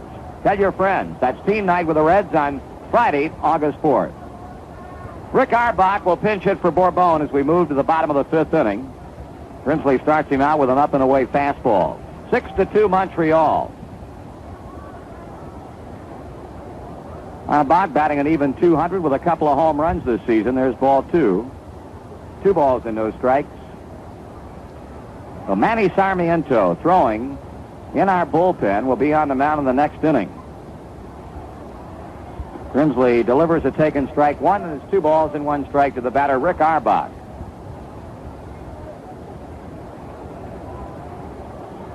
Pete Rose due up next. Pitch is swung on and popped foul. Straight back and out of play. Montreal got off quickly in this game with home runs from Valentine and Perez in the first inning to score 3. They got 2 on a Perez double in the second and scored another run in the 4th inning. 2-2 pitch. High, full count. Grimsley was in trouble in the last inning after Foster took him out with a man on base, but he got Corral to hit into a double play. And now has run the string out on Rick Auerbach and fires a payoff. That's ball 4 high.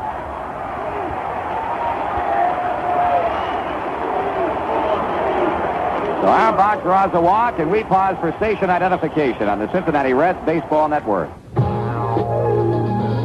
Complete Cincinnati Reds baseball coverage is yours on Zebra 100 WRMZ, Columbus, Ohio.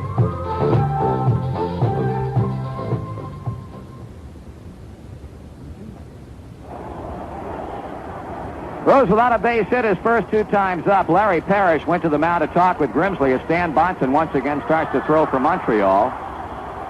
Pete 0 for 2, but hit a wicked shot that Grimsley deflected to Cash, who threw Pete out in the 3rd inning. Here's a bunt foul. During this 29-game hitting streak, Pete has had 3 bunts for base hits. Scoreboard stumper tonight. Who holds the Montreal club record for most home runs in a season? The Montreal club record for most homers in the season. Reds are 4 down, but trying to battle back in contention as Auerbach starts off the 5th inning with a base on balls. And the strike 1 pitch to Pete is taken low. It gets away from Carter, but not far enough to allow Rick to advance. A ball and a strike.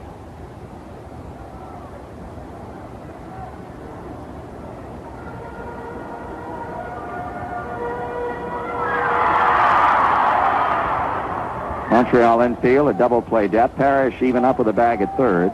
Grimsley taking a lot of time between pitches. He's been up with a lot of his stuff in the last couple of innings, and he's had to pay for his mistake pitches. His 1-1 is low, 2 balls and 1 strike.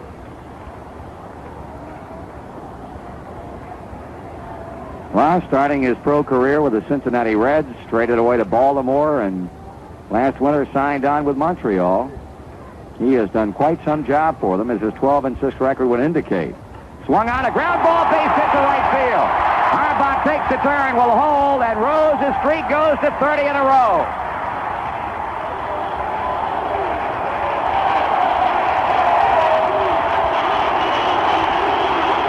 A hard single to right field by Pete Rose extends his hitting streak to 30 straight.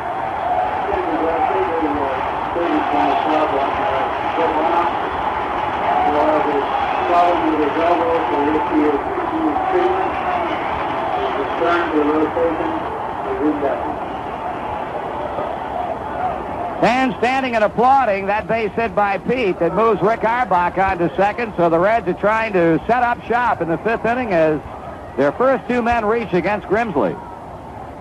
Ken Griffey's due. Grimsley has grounded him out to cash and struck him out in the 3rd. Grimsley checks him, delivers, and gets a curve on the outside edge. This 30-game hitting streak for Pete is the longest in the National League since 1970 when Rico Carty hit in 31 games. He, of course, at that time was playing with Atlanta. Willie Davis also hit in 31 games back in 1969. Swing and a miss, strike 2. No balls and 2 strikes.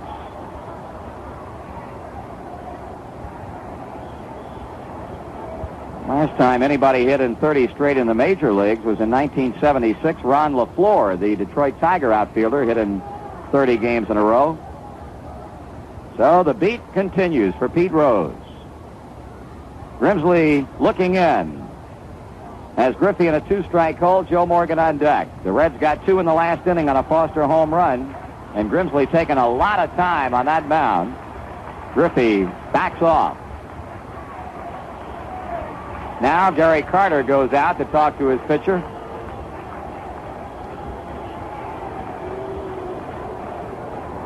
Brief meeting, it now breaks up.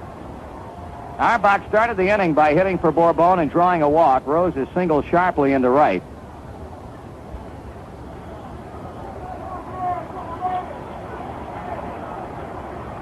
Now Kenny back in the batter's box, leveling the bat as Grimsley hands on knees. Sights a sign from Carter. Here's a stretch in the pitch. And that's fouled off the left side and out of play. Holding count of 2 strikes.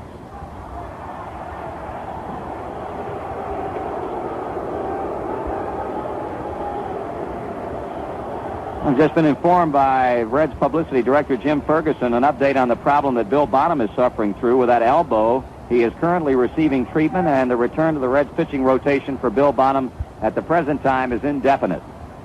Here's a ground ball to second. Dave Cash on to Chris Spire, on to first base. Not in time to get the double play. Ken Griffey really picking him up and laying him down, and that ball was hit hard with most hitters up there. That's a lead pipe double play, but Griffey beat the throw from Spire as Auerbach advances to third, so the Expos defense gets only 1 out of it. And here's Joe Morgan. Morgan, after popping up in the first inning, had an infield hit to first base in the 4th. He was on base when Foster homered.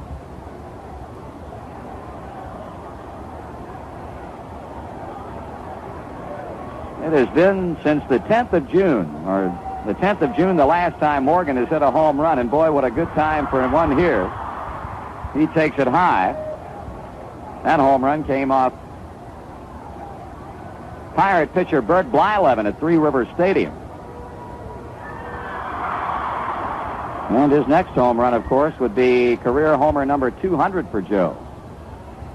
In the dirt, 2 balls, no strikes. Grimsley really having to work in the last inning plus after limiting the Reds to a couple of hits in the first 3 innings. They both came in the second.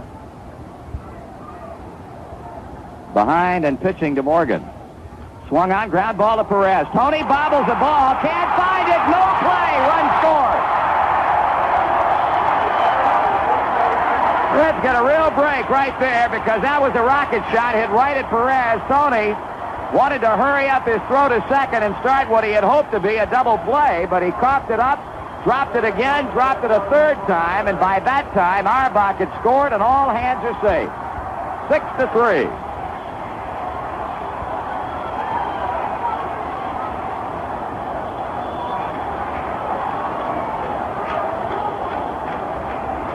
So the Reds have gotten 2 within 3 runs with only 1 away in the 5th inning.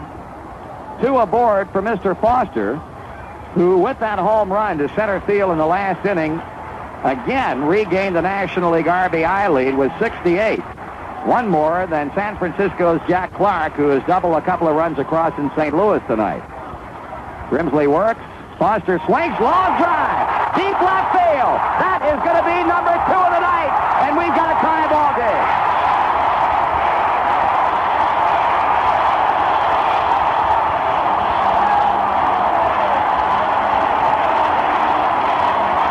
George Foster making the grand tour as he has taken Ross Grimsley out for the 2nd time tonight.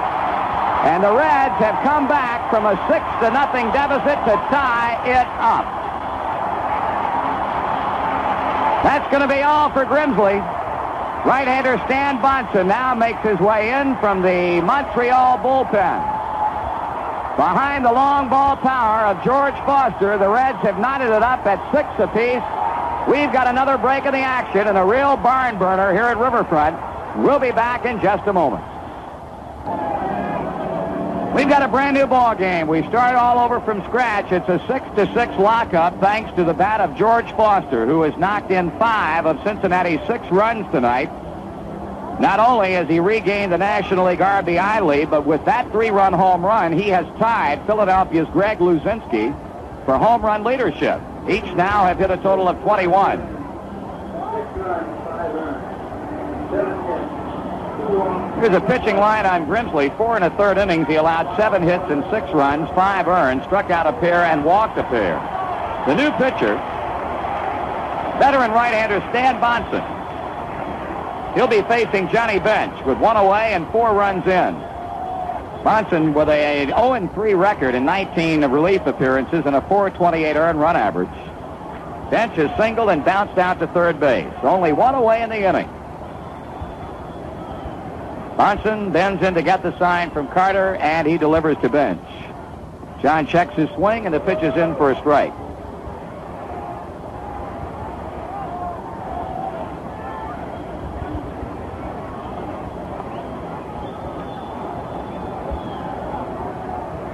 Bonson ready with the 0-1. Bench takes it high. I'll tell you something that could very easily be overlooked is Ken Griffey, who just denied the Expos an opportunity to get a double play that ended the inning. That paved the way first for the Perez error on Morgan's ball, and then the Foster 3-run home run that tied it up. Swing and a miss, 1-2. Now the Griffey play would have made 2 away in the inning. It really would have taken some of the steam out of the Red sails here in the 5th inning. 1-2 the count on Bench. John swings and pops it up, but out of play. Arbach began things with a base on balls. Rose extended his hitting streak to 30 games with a single to right. Griffey hit hard to Cash. They got the force on Pete, but could not double up Kenny. Morgan reached on the error by Perez with Arbach scoring, and Foster's homer ties it up. Bench swings and sends it into right field. Valentine moving to his left. Makes a catch. 2 out.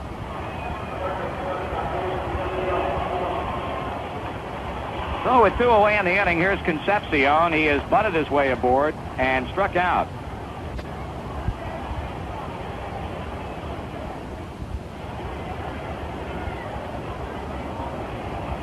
Dodgers won this afternoon. The Giants are winning in St. Louis, and the Reds have bounced off the mat, erasing a 6-0 deficit to tie it up here in the 5th inning. Davey bounces wide of third, but it's up. In the 5th for Cincinnati, 4 runs on 2 hits, 1 error. And at the end of 5, the Reds 6 and the Expos 6. The 2 home runs, and this might interest you a little bit, that Foster has hit tonight represents the first time this season. The 15th time in his career that he runs in the game. He did it 8 times last season. It's an indication of what's coming up, because we can remember streaks that he got into last year when it seems as if game. Here's Dave Cash to lead off the 6th. The audio dropout is the fault of the transmitting station. Has nothing to do with duplication procedures. That's low, ball 2. They're in the 6th inning now, the home 6th inning in St. Louis, as the Cardinals trail the Giants 6-2.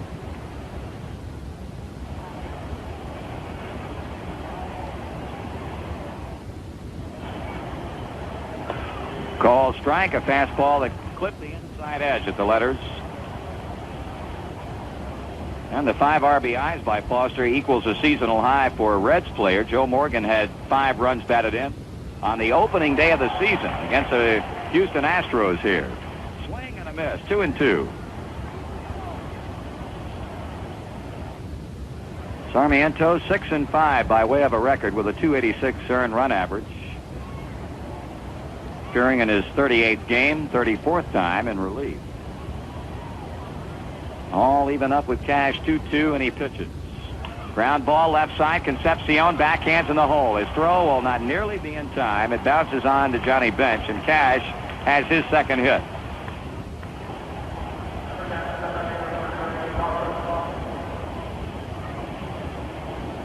Andre Dawson with 2 singles, 3 times up. He scored a couple of runs and has also stolen a base.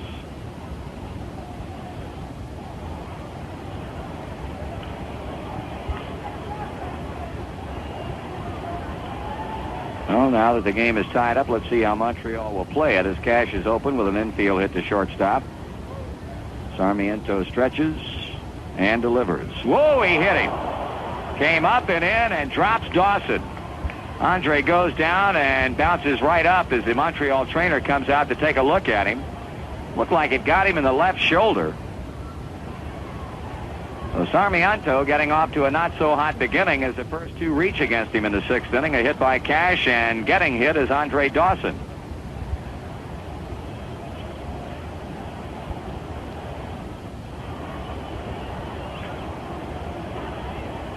I mean, the upper part of the left arm, it looks like. Dawson flexing it down beyond the first base bag. Concepcion trying to become a calming influence on Manny Sarmiento. You go now to the power part of this Montreal lineup. Valentine and Perez, they have almost been a 2-man show tonight. Valentine hit a 2-run homer in the 1st inning. He's 1 for 3. Red 6, the Expos 6, but Montreal putting 2 men on base, nobody out. Valentine waving it around, now waiting. Here's a pitch. Ball 1.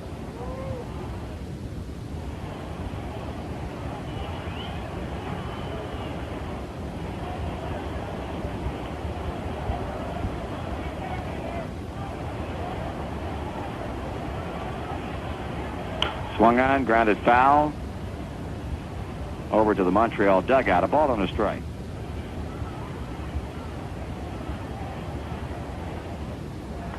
And a total of 4 home runs already hit tonight. Valentine and Perez for Montreal. George Foster's hit 2 for Cincinnati.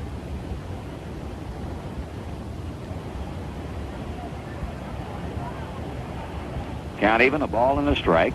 Runners at first and second. The pitch. Swung on, and that's grounded foul between the bag and the coaching box at third. 1-2.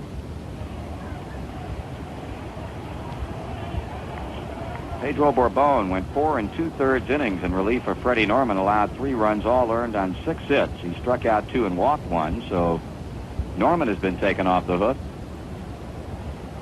And this game now in the hands of Sarmiento for Cincinnati and Bonson for Montreal. Manny with a count advantage. He stops at the belt. He kicks and he fires, and that one's bounced foul at third base. Well, Valentine just fouling him off.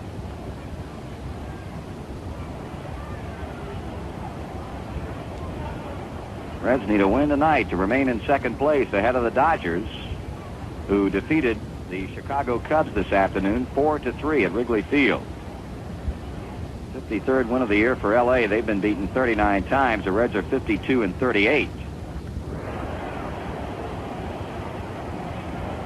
Valentine grounds it foul again. So Manny throws strikes, and Valentine wraps him foul third base side.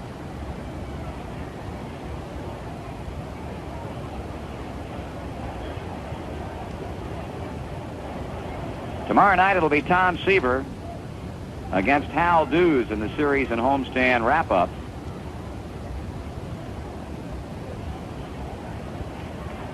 Right now we got to get out of this sixth inning. Runners at first and second, a holding 1-ball, 2-strike count on Valentine. He hits one back into left center field. Circling is Kenny Henderson, makes the catch. Cash tags. He'll move on to third base. As the throw comes into Dave Concepcion, Dawson holding at first. One away.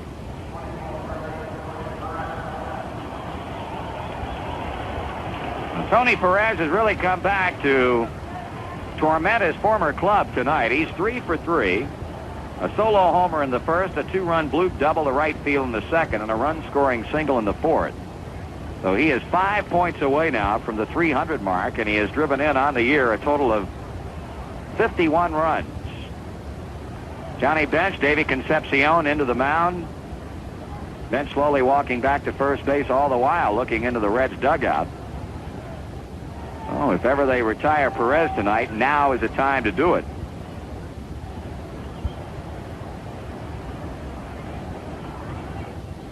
Infield playing at normal depth. Dawson leads at first base. Cash now at third. Perez bounces to third base, and here comes the runner to the bat. They go to second for one. Throw to first. Double play. Pete Rose took a gamble. As Cash came to the plate, Rose went to second. Morgan fired to first. They got the double play, and that's the inning. No runs, one hit, no errors, and one man left on. And after 5.5, the Reds 6 and the Expos 6. For car transportation, we're the greatest in the nation. Our prices are laughingly low. Check their prices, then check our prices. Theirs are high and ours are below. If you're ready for a new one, get a red one or a blue one, cause our prices are laughingly low. It's so easy. You'll think that we're crazy. Get the keys, then gig to let go. Buying a truck from Explorer is no laughing matter because our prices are low, low, low. Dave Smith Ford truck experts understand your truck needs, and you'll be laughing right along with us when you buy from the guys whose prices are so laughingly low. Whether it's a Ranger XLT or an economical Courier or a big job, Dave Smith Ford will put savings in your pocket and a smile on your face. See the men who sell trucks for a living at Dave Smith Ford, 10 minutes east of Columbus. If we can't save you money on a Ford, we'll buy you 2 steak dinners. It's so easy. You'll think that we're crazy. Get the keys, then giggle and go. Dave Smith Ford. All right.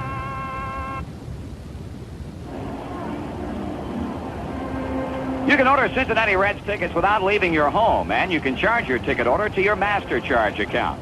Just check out the Reds schedule and pick out the dates you want to see. Box seats are $5, reserved seats $4. You enclose a check, make it payable, and send it to Cincinnati Reds, Box 1970, Cincinnati. And if you want to charge your order to your Master Charge account, simply put your account number and the expiration date. It's that easy. Check out the Red schedule and order your tickets for those big games coming up at Riverfront Stadium. Bottom half of the sixth inning about to unfold. Henderson, Corral, and Sarmiento for Cincinnati. Kenny tonight has singled and drawn a walk, so he's been on twice. Bonson with a pitch, and Henderson swings and grounds to Cash. Hit it hard, but Dave off to the right a couple of steps to make the play and throw him out. Bring up Corral. Well, we understand that our good buddy Sarge Maines, who mans the door down on field level here at the stadium for so many years now, is back home from the hospital and listening to our broadcast tonight. And Sarge, we're thinking of you and looking forward to the day when you'll be back on your job. Corral is 0 for 2. He swings and he misses. The excitement of Pete Rose extending his hitting streak to 30 straight with that single in the fifth inning, we overlooked the fact that that base hit broke him out of a 10th place tie with Cap Anson, hit number 3,082 in his career. So Pete is in 10th place all by himself on the all-time hit list. No balls and 2 strikes. Well, the Cardinals have just knocked out Bob Nepper in the 6th inning, have pulled to within 2 runs of the Giants. It's now 6-4 San Francisco. Foul back by Corral.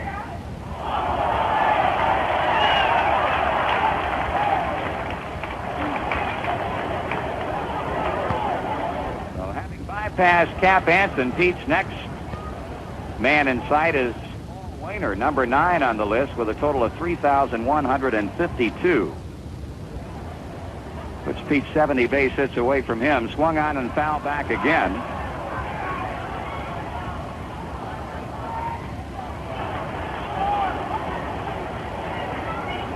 Reds and the Expos are deadlocked at 6 apiece after Montreal got 3 in the first, 2 and 1 in the fourth. The Reds got a Foster home run with a man aboard in the 4th inning and 4 in the 5th. 3 of them on another Foster home run. Pitch is high, and it's a ball and 2 strikes. And Dave Collins warming up down in our bullpen a moment ago. May be going into play center field in the 7th. That's high, 2-2.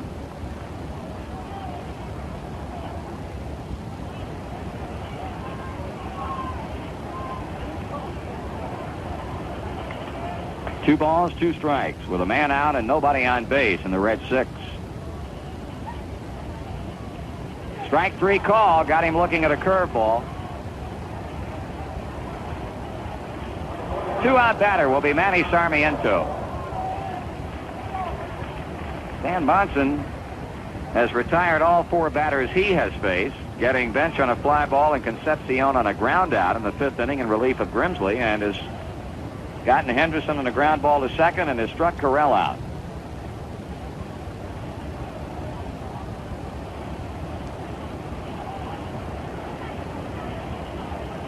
Sarmiento takes it below the knees for ball 1.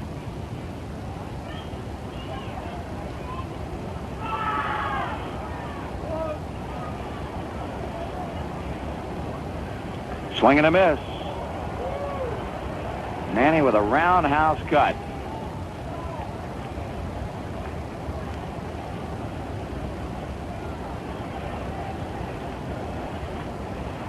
One ball, 1 strike. That is hit into center field, but there and makes the catch. 3 up and 3 down in the 6th inning, nothing across. We have completed 6. Cincinnati 6 and Montreal 6.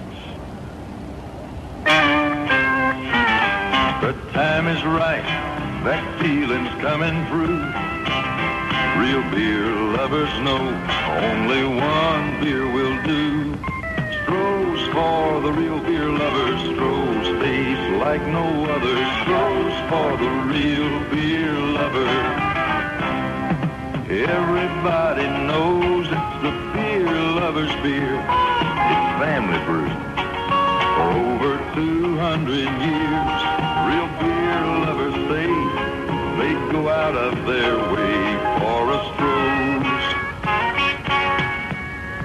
Stroh's for the real beer lovers. Stroh's tastes like no other. Stroh's for the real beer.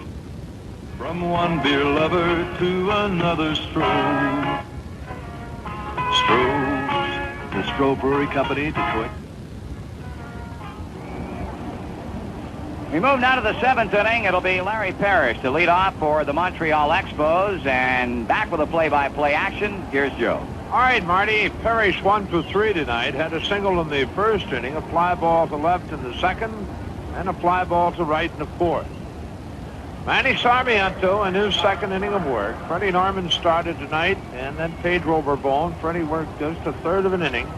Borbon came on and worked 4 2/3, and Sarmiento came on in the 6th.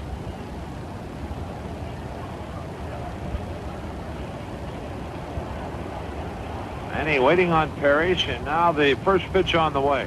Parrish takes it low and outside, a ball.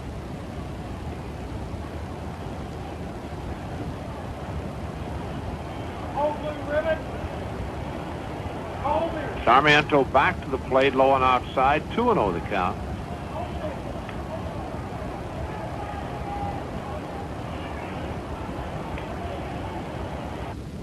Be Dan Schatzstetter throwing down in the, or Darrell Knowles rather, throwing in the Montreal bullpen. The fastball in for a call to strike. 2-1.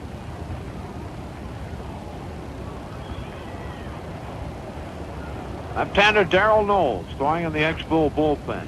2 balls to strike to Parrish, and Sarmiento delivers. Swung on and foul. Count evens 2-2.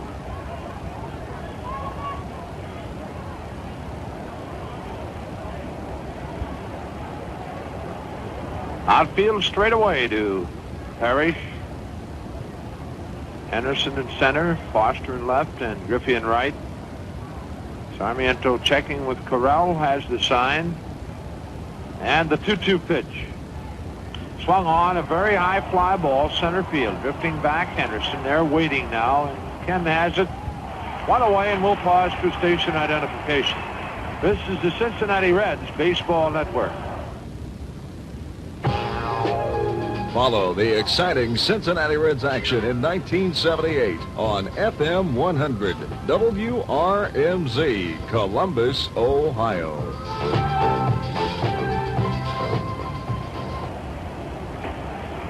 All right, here's Warren Cromartie. Cromartie 1 for 2 tonight. Singled in the first, walked in the third, and grounded out in the fourth.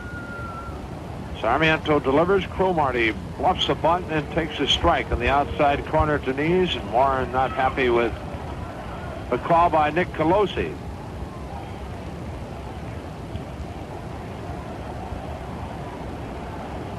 And he delivers. Cromartie looks at it low and inside. 1-1. Well, they got a real pitching battle going on at Baltimore tonight. 0-0 after 9. Flanagan and Comer. Comer for Texas. Flanagan for Baltimore. A ball, a strike, the count to Cromartie. Sarmiento delivers. Swung on, popped up. Left side. Along the left field line, Concepcion over, waiting, and in fair territory makes the play. 2 away, and the batter is Gary Carter. Carter 1 for 3. First inning, popped out the bench in foul territory at first base. Single to left in the third, and grounded to Rose in the fifth. Carter out on a very close play at first on a slow chopper, Pete barehanding and going Gary out, and a little argument over the call by Satch Davidson. Pitch to Carter, swung on and missed. Fastball.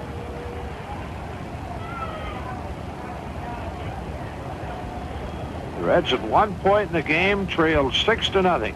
Picked up 2 in the fourth, 4 in the fifth, and tied it up 6-6. The 0-1. Carter takes a forkball down low. 1 ball, 1 strike.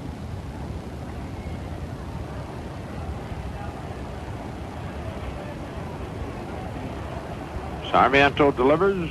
Breaking pitch low, and it's 2-1.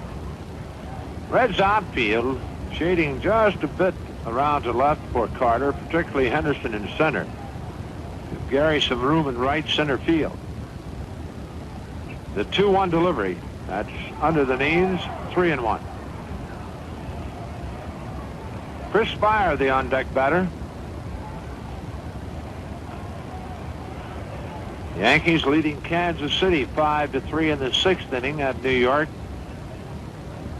All split off for Kansas City. Catfish Hunter for the Yanks. Here's the 3-1. Carter swings and hits it to left field. Drifting back, Foster.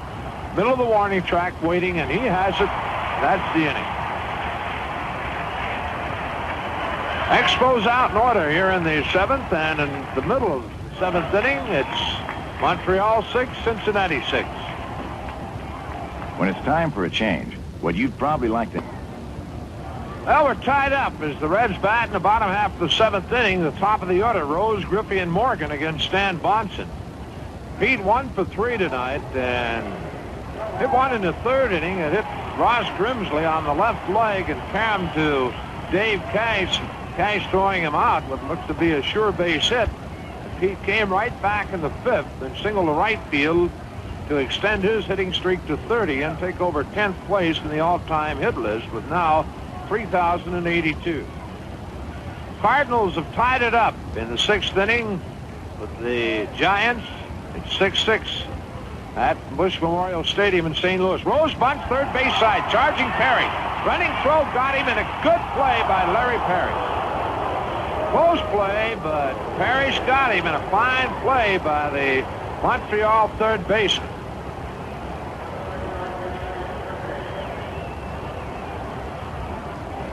A one away, and Ken Griffey, the batter. Ken 0 for 3 tonight. Has grounded out to second, has struck out, and has hit into a force out and scored one of the 6 Cincinnati runs.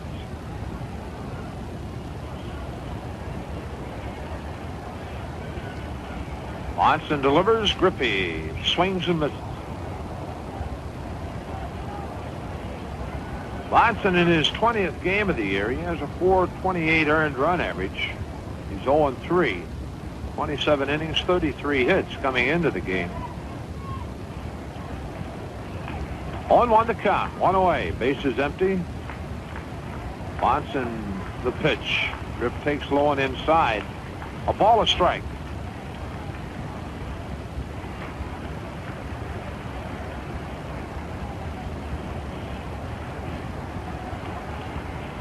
And the 1-1. Swung on, line drive over the head of Cash into right field. A base hit, it gets through. Valentine allows it to get through his legs. Griffey to second, on his way to third. Valentine's throw cut off by Spire, and that'll be a base hit.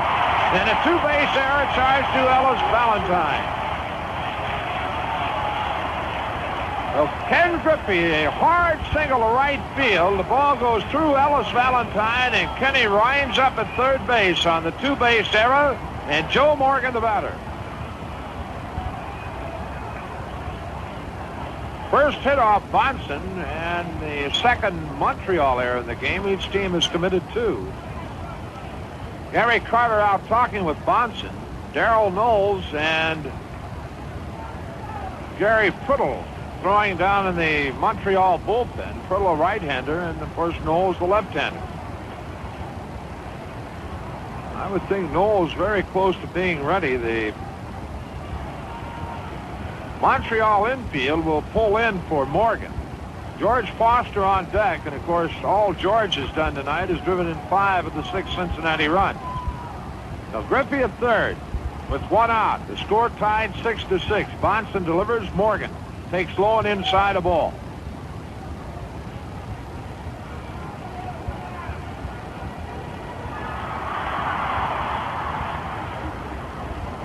Joe 1 for 3 tonight. He had a single in the 4th inning. Ball to Perez went well to his right to field, but could not get it back to first in time. Joe takes ball 2 inside. 2-0 to count to Morgan. Danny Dreesen and Ray Knight loosening up down in the Cincinnati bullpen. Priddle and Knowles throwing in the Montreal bullpen. Bonson working from the windup, and the 2-0 pitch. Check swing foul on off-speed curveball. 2-1. Aurelio Lopez now pitching for the Cardinals, and Randy Moffett in the game now for the Giants. Lopez making his first big league appearance.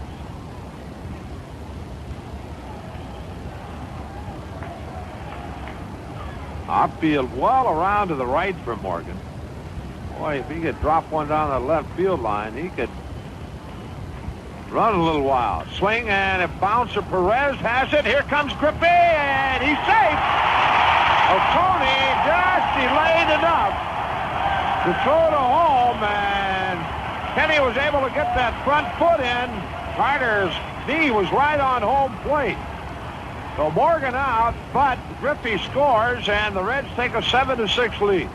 Looked like Perez delayed just a bit in tagging the bag, so Morgan gets an RBI, his 53rd of the year, and the Reds lead it 7-6. That an unearned run. 2 away now, and here's George Foster. George has driven in 5 tonight with 2 home runs. 2-run homer in the 4th, and a 3-run shot in the 5th.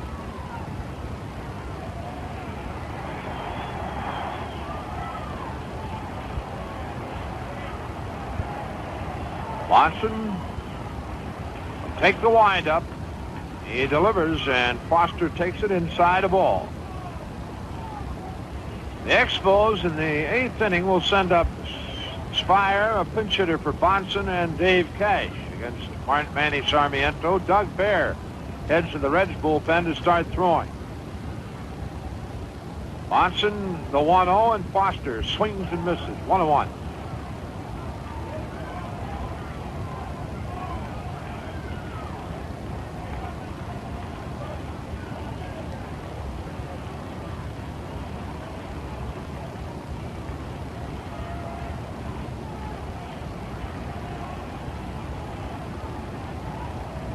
Here's the 1-1. Swung on, that's looped down the left field line. A fair ball, and Foster will make it to second. Up with the ball, Cromartie. His throw not near in time, way over, and backed up by Tony Perez. Cromartie's throw over the head of Chris Spire, but Tony right there to back up the play. George not hitting that ball that hard, but a base hit for Foster, his 14th double of the year. He's at second base, and Johnny Bench the batter.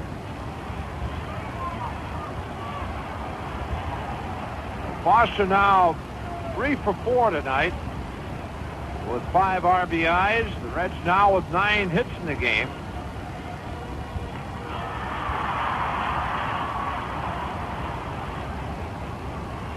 Bear throwing in the Reds bullpen. Knowles and Fribble slowed down in the Montreal bullpen, both of them ready. Monson sets and delivers to Bench, and John takes it outside of ball. Bench 1 for 3 tonight. Singled in the second inning. In fact, had the first hit of the game for the Reds off Ross Grimsley.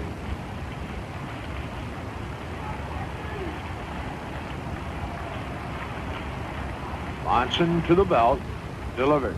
Bench swings, line drive, center field. Charging the ball, Dawson. Could be trouble. That ball gets through Dawson. Bench on his way to second. John on his way to third. Dawson not to the ball yet. He's there. Here comes John. He's slowing down. The ball's coming. And John is going to not make it. And I'll tell you what. Poor John just ran out of gas about 10 feet from 10 steps from third base. And John, I'll tell you what, he'll get a lot of kidding about that. But he did everything in his power to get there. But I'll tell you what, he drove in a very, very big run. And right now, a big grin on John's face as he arrives at the dugout, and some of the boys kidding. So the Reds in the inning, they get 2 runs on 2 hits. There were 2 Montreal errors, no one left on base, and at the end of 7, the Reds 8, the Expos 6. You know, different folks have different ways to spend their time, enjoy their day. Oh, we failed to score the play on Bench for you, and it goes 8-6-2, and we'll charge an error to Dawson in center field. Well, John, looks like, is regrouped and gives a wave to the fans and said, hey, I'm all right. It's just happens to be a long trip from home to home when you have to run it out. But I'll tell you what, John was taking about 8-foot strides coming down the third baseline, but they were only stretching out 2. So the Reds lead it 8-6 after 7 innings, and Chris Spire will lead it off for the Expos in the 8th. Back for the action, Marty Brennan. Okay, Joe. Chris Spire is 0 for 3 tonight. Manny Sarmiento can pick up the victory in this one, and boy, this is like old times tonight. Seeing this club come back from a 6-0 deficit, it has been pure excitement. Here's Sarmiento with a pitch, and it's taken below the knees for a ball. Johnny Bench now is catching. Danny Dreesen has come in to play first base. We've got Tomlin and Bear staying ready in the Reds bullpen. Wayne Garrett is on deck to bat for Stan Bonson. Swung on and bounced to short. Concepcion has it. His throw in plenty of time. 1 away.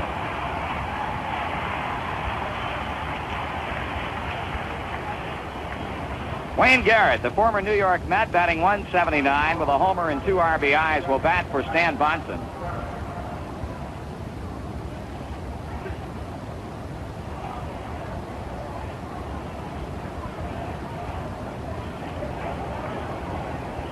Garrett, a left-handed batter. He'll be followed by Dave Cash. Montreal is still out to hit us 12-10, but boy, the Reds have made the hits count in this one. Pitch on the outside edge for a strike.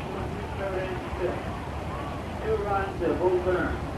3 hits, no walks, 1 strikeout. Swung on and pulled foul at first base down into the Reds bullpen, strike 2.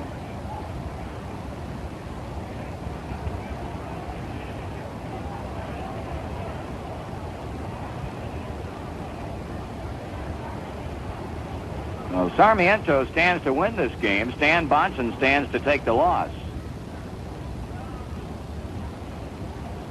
Here's the 0-2 pitch. And high, a fastball, 1-2. The pitching line on Bonson, 2 2/3 innings. He gave up 3 hits and 2 runs, both of them earned. He struck out 1 and did not walk anybody. Sarmiento checking in with Bench. He kicks and throws. Swing and a miss. Garrett strikes out. Good changeup.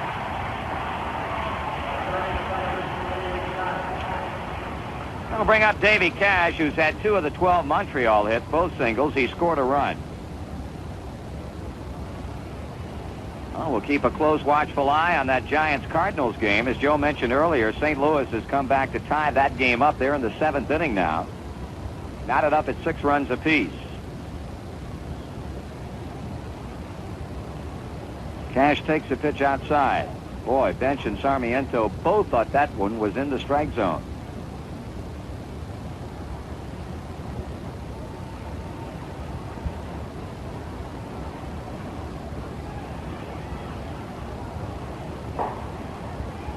Swung on, ground ball in the hole at shortstop. Davy can't get it, and Davy Cash has his 3rd hit.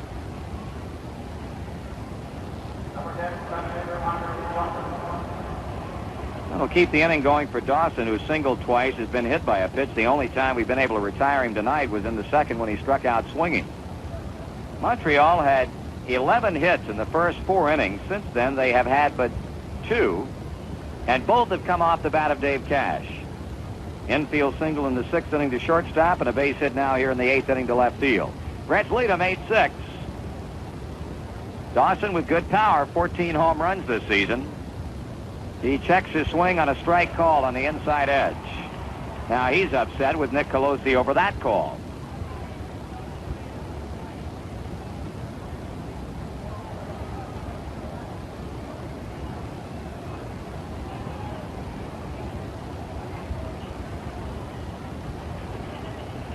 Sarmiento nodding the head slowly up and down. And his 0-1 delivery is way outside, 1-1.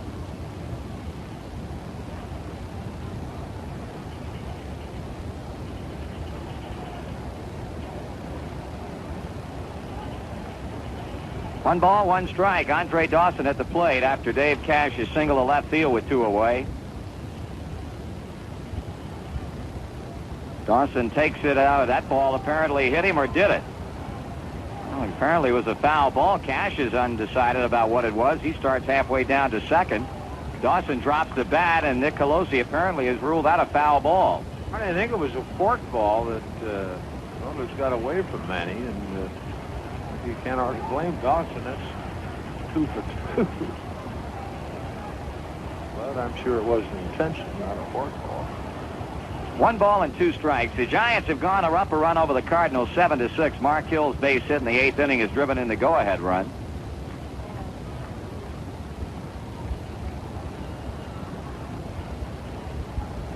Sarmiento taking time. Would like to make Dawson the final out in the Expo 8th inning.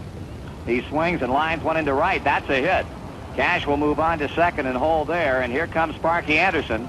That is going to be it for Manny Sarmiento, and he will probably go down and bring on the hard thrower, Doug Bear.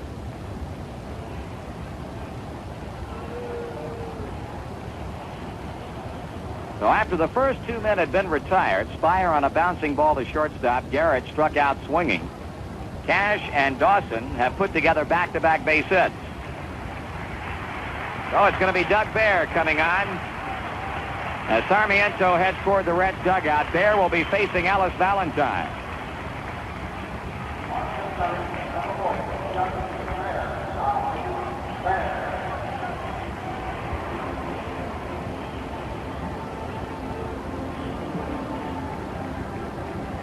Doug Bear on in relief for the 38th time this season.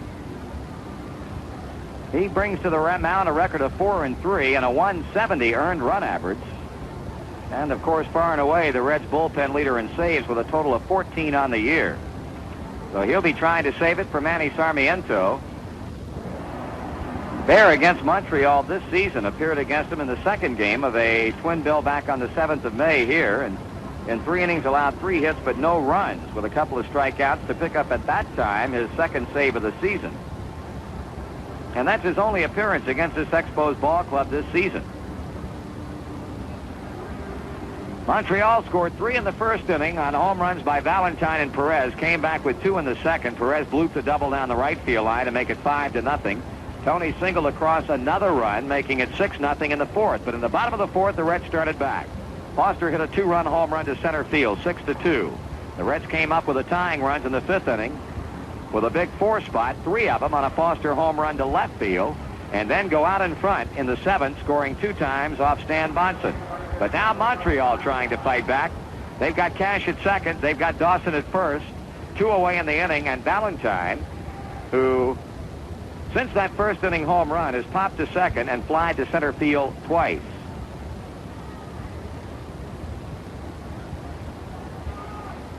Bear with a 170 earned run average. Stretches and pitches to Valentine. In the dirt, a ball.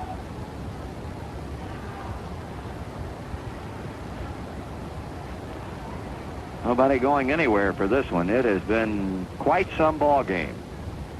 Now Doug calls timeout as he inspects a baseball on the mound, and apparently not happy with that one. He walks in toward the plate and will be met by plate umpire Nick Colosi. Well, no sooner do the Giants go out in front of the Cardinals, and St. Louis in the bottom of the 8th inning comes back to tie it up on the 12th homer of the year by Ted Simmons. So they have one going in St. Louis, very similar in nature to the one we have underway here in Cincinnati. 7-7 Cardinals and the Giants. St. Louis wins that game. The Reds win here. Will be a game and a half back. Doug ready with a 1-0 pitch. Valentine checks his swing on a fastball just high. Ball 2.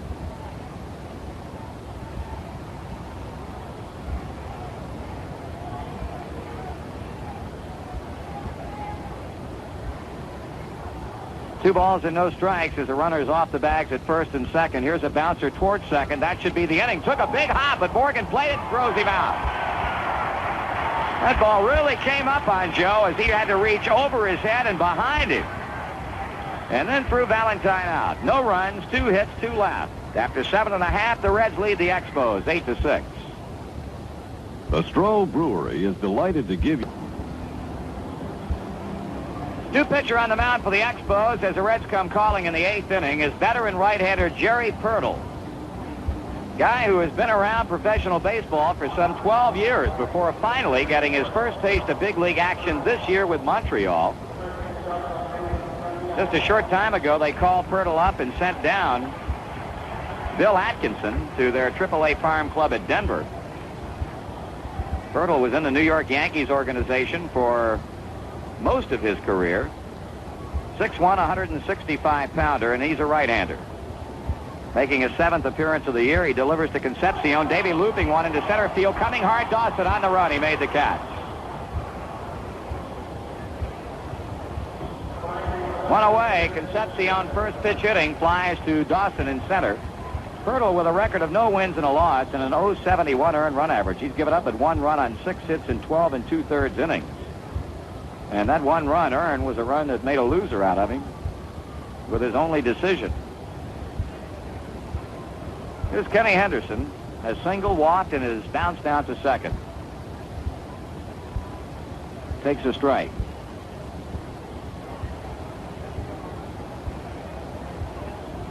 Well, we note that Cesar Geronimo has started to loosen up. Henderson takes a breaking pitch low. 1 ball and 1 strike. Pirtle's entire big league, or entire pro career spent in the minor leagues up until the time that the Expos purchased his contract from their Denver club. Swung on, shot to center, hit well, but Dawson makes the catch. Well, Kenny Henderson lines to center for out number 2, and that brings up Danny Dreesen. Cardinals are still batting in that 8th inning of that 7-7 game.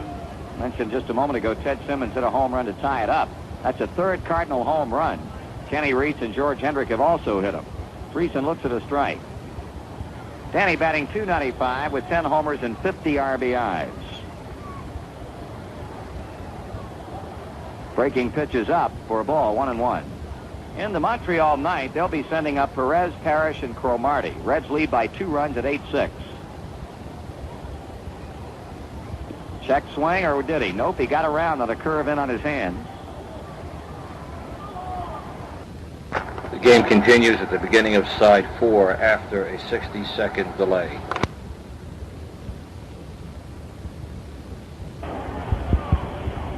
Jerry Pirtle, the third Montreal pitcher. Grimsley started, then Bonson, and now Pirtle here in the 8th.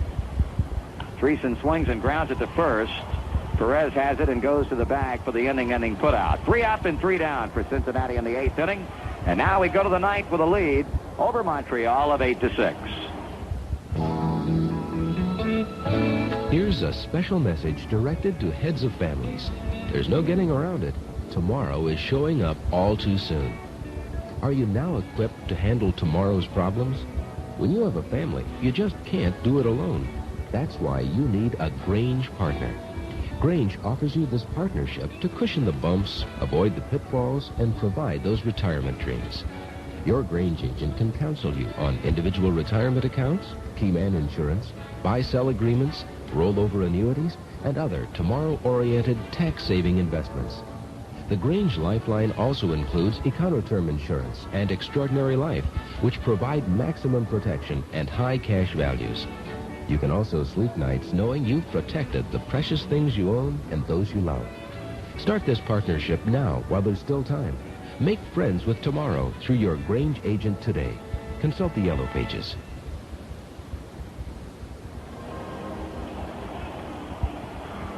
Well, here in the 9th inning, it'll be hard-throwing Doug Bear against Tony Perez, Larry Parrish, Warren Cromartie.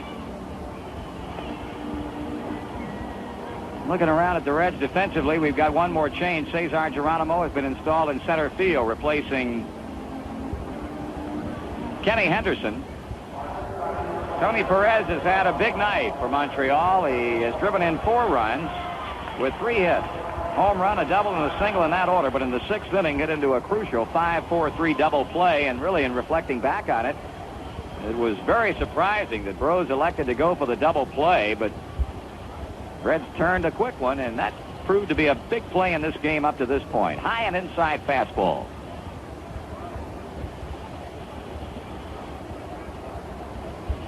Perez wielding a hot Montreal bat right now. He fouls it back. The count evens at 1.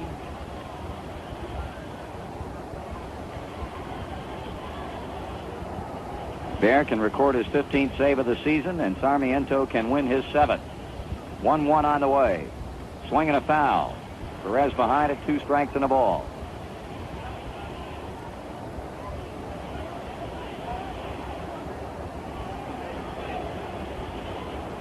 One ball, 2 strikes. Bear back behind the mound, now comes back on top the pitching rubber. Both bullpens in the 9th inning are quiet. 1-2 pitch. Foul ball off first. Treason starts over, but it drops back into the seats. 8:05 beginning tomorrow night. Final game of this homestand, and it's going to be Tom Seaver and Hal Dews, a veteran and a rookie. Hope to see you out here. Plenty of seats still available. Here's a looper back into shallow right center. Morgan going back. Can't get it. Falls for a base hit. 4th hit tonight for Tony Perez.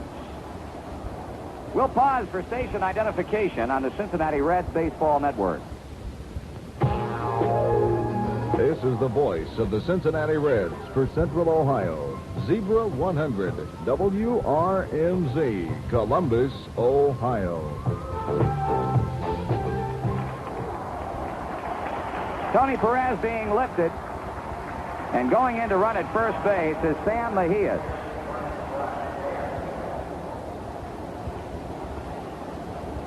We said a good crowd tonight. Indeed it is. 38,589. 38,589.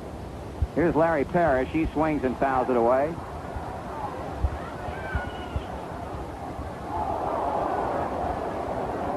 Montreal has had 15 hits in the game. Parrish has had one of them, a first-inning single. Swing and a miss. Strike 2. Cromartie will be next up. Perez lifted after leading off with a flare to right center. Sam Mejias is running at first base. Reds lead them 8-6 in the ninth inning. Swing and a miss. Fouled it into Bench's mitt. And that's all for Larry Parrish as Doug Bear records his first strikeout.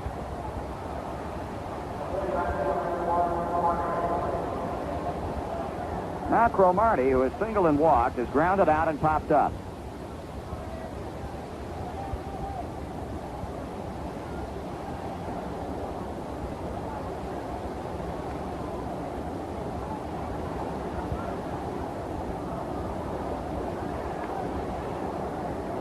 Cromartie digging in, left-handed batter. Check of Mejias, and the pitch to the plate is shot foul. Off the left field line and way back into the seat. Total in the stadium, 38,589, 38589. Free attendance, 32,113, 32113. Strike one pitch. Cromartie swings and dribbles it foul at first, 0-2.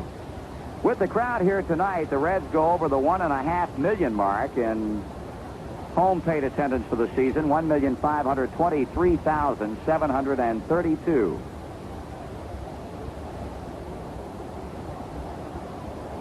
There with a 2-strike count on Cromartie. The pause of the bell. He sends it in. Swing and a miss. He got it. 2 away.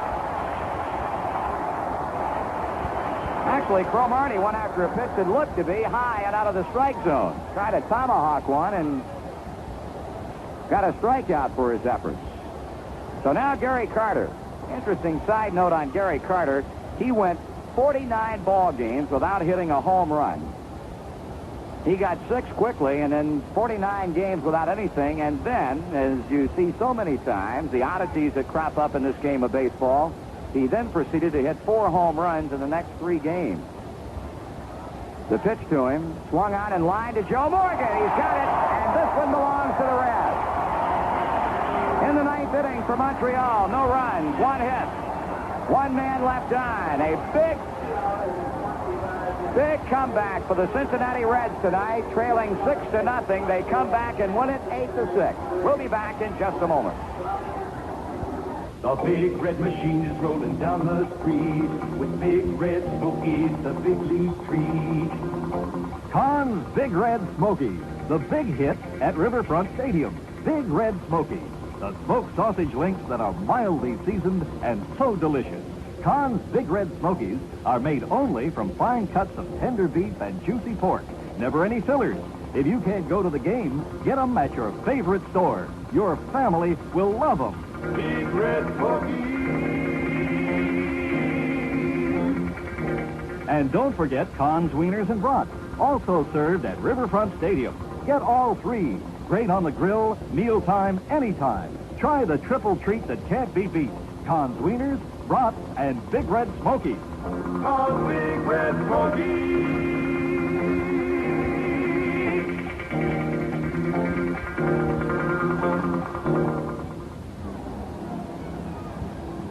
Well, what can you say? The Reds came up with a mighty big victory tonight because at one point they trailed 6-0 at the end of 3.5 innings of play, but behind the long ball power of George Foster, who exploded a pair of home runs tonight for the first time in a game this season.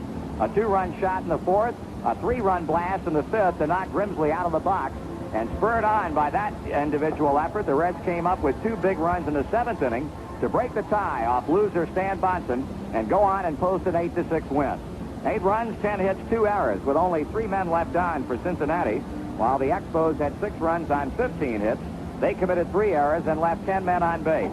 The winning pitcher, Manny Sarmiento, 7-5, his record. Doug Bear recording his 15th save of the year, and the defeat went to Bonson, his record, no wins and 4 losses. So the Reds will at least remain 2.5 games behind the Giants and a half game out in front of third place L.A. And if the Cardinals can pull that one out in St. Louis tonight, the Reds will be only a game and a half out of first place. Their 4th consecutive victory.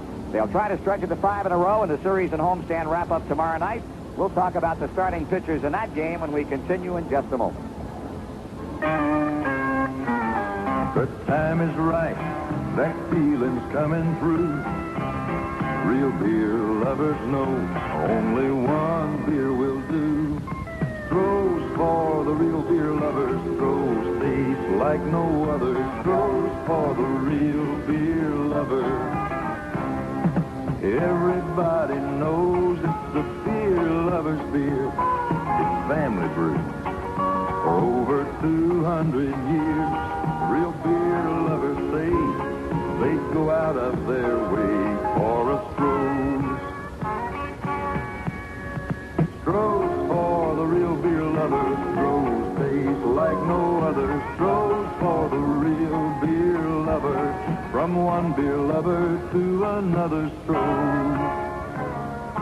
Stroh's. The Stroh Brewery Company, Detroit, Michigan. Reds will try to extend their winning streak to 5 in a row tomorrow night after a thrilling 8-6 come-from-behind victory in this one tonight against Montreal. As Tom Seaver goes to the mound, he's won 9 and lost 8 this season, and his mound opposition will come from a young man who, since moving into the Montreal starting rotation, has done a fine job despite a losing record of 3-4, right-hander Hal Dews. Again, the reminder that plenty of seats are still available, so we hope you will afford yourself the opportunity to come out and see an exciting Reds ball club. They are in one of those things, as we might put it right now, doing what they have to do to win, no matter what the odds. Tonight, a good case in point. 8:05 will be the start time. We'll be on the air with the pregame shows on most of these same stations, beginning at 7:35 Cincinnati time. This copyrighted broadcast is presented by authority of Cincinnati Reds Incorporated and is intended solely for the private, non-commercial use of our audience. Any publication, reproduction, retransmission, or other use of the descriptions and accounts of this game without the express written consent of Cincinnati Reds Incorporated is prohibited. Now, on most of these same stations, stay tuned for Joe Nuxall with the Star of the Game show. Once again, the final score tonight, the Reds 8 and the Expos 6. The Reds on Radio with Marty Brenneman and Joe Nuxall.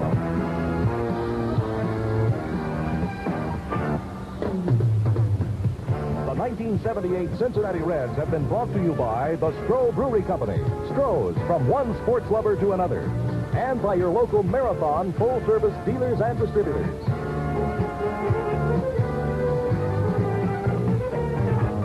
Also by Grange Mutual, partners in protection.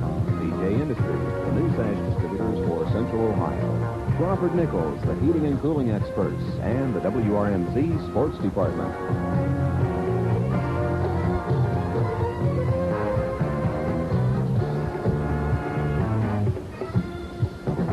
Follow the Cincinnati Reds and tune in next time for the Reds on Radio on this, the Cincinnati Reds Baseball Network. Central Ohio, for complete Cincinnati Reds baseball action, keep your dial on FM 100 WRMZ, Columbus, Ohio.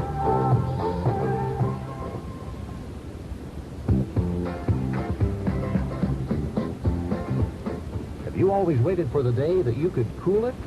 Doesn't it seem like all of your friends are cooling it? Have you promised yourself that this is the summer you will cool it?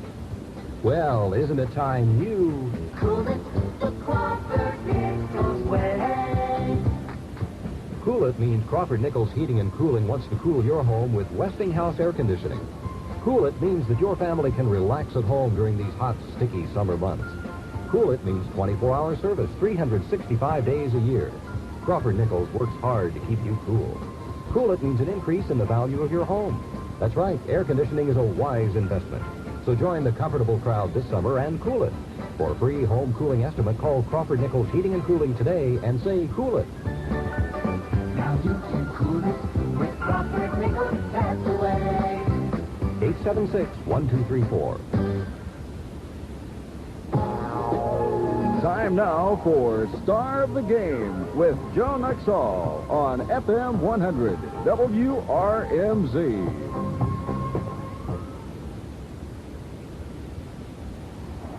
We're back in the dugout here at Riverfront, where the Reds have come from behind to beat the Expos tonight by a score of 8-6. The Reds spotting the Expos 6 runs in the first 2 innings, but coming back with 2 in the 4th.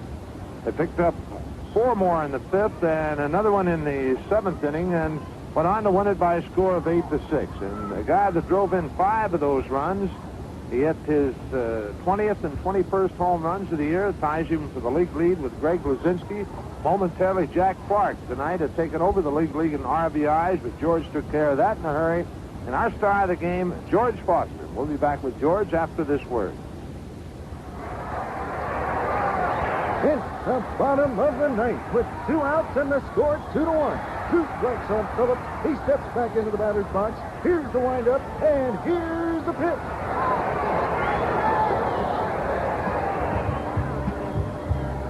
Plan right now. Call Newsash, the window experts, 267-8396. The winter of 78 won't be for Sash. George Foster, our star of the game tonight. As we mentioned, George, 5 RBIs, 2 home runs, and a double. He was 3 for 4 for the ball game, and the 5 RBIs, 5 big ones. George, congratulations. Well, thank you very much. But I really felt good as far as swinging the bat tonight. I started, I guess, seeing the ball better and being more aggressive. But I felt that in time, things would happen. Just couldn't go out there and force anything. Just maintain my patience, my faith. Just go out there each and every day and work hard and strive to do my best. George, the first one you hit off Grimsley, what was it? Well, I guess it was, I assume it was a fastball. But the thing is, I don't go up there and say it's a fastball, curveball, slider, what have you. Just see the ball and try to, if it's in reach of my bat, go after it. And, he was the first, he had me do it 2 strikes, and usually with 2 strikes, I guess he has maybe has some foreign substance on his ball, but not to accuse him or anything, but I just felt to try to get a good pitch to hit and try to drive it, not try to pull it, the main thing, because the mistake, I guess, a lot of times is trying to pull a left-handed pitcher because their balls have a tendency to tail away, or just try to go straight away or go to right field against them. That second one, you're a little in doubt because it was a sky shot? Well, I felt that it had the distance, even though it was up high. I didn't really get full extension, but I got enough of it to, hit it out of the ballpark. And in that situation with men on base, and tied the score. But I knew that it was gone, from the moment I hit it.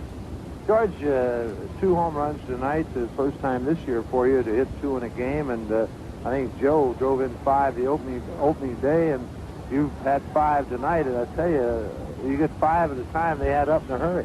Well, that's right, they do add up in a hurry when you get 2 and 3, or get more than 1, at a time. And they add up, much faster than 1. But the thing is, go out there and keep hacking and get them when you're able to. George, the 2 at this point ties you with Greg Luzinski, and of course you take over the RBI lead from as you had before the game started. Jack Clark had a couple, but now you're back on top, and things changed in a hurry in this game. Well, the biggest difference they compare this year and last year, the thing is that we're closer, say, as far as the standings concerned, and ball club like ours, we go out there and get hot. We can, reel off maybe, 8 or 9 victories. No telling with Morgan and Bench back in the lineup, we're going to have better balance, and they're not able to pitch around anybody. And everybody starts swinging the bat well. We can, easily take over first place. But the Giants are a tenacious ball club. They're going to be battling, but we just have to battle them much harder. George Foster, our star of the game tonight, and we'll be back with more after this word. For car transportation, we're the greatest in the nation. Our prices are laughingly low. Check their prices, then check our prices. Theirs are high and ours are below. If you're ready for a new one, get a red one or a blue one, because our prices are laughingly low. It's so easy. You'll think that we're crazy. Get the keys, then get to let go. And you'll get the keys from your wife when you drive home in a brand new Fairmont from Dave Smith Ford. I just bought this new little Pinto from Dave Smith Ford. When I see their price, I just bursted out laughing. I think it'll run on laughing gas. If your present car is a disgrace, get a smile on your face. Trade at the dealer with a laughingly low prices. Dave Smith Ford, 10 minutes east of Columbus. If we can't save you money, we'll buy you 2 steak dinners. It's so easy. You'll think that we're crazy. Get the keys, then giggle and go. Dave Smith Ford. All right.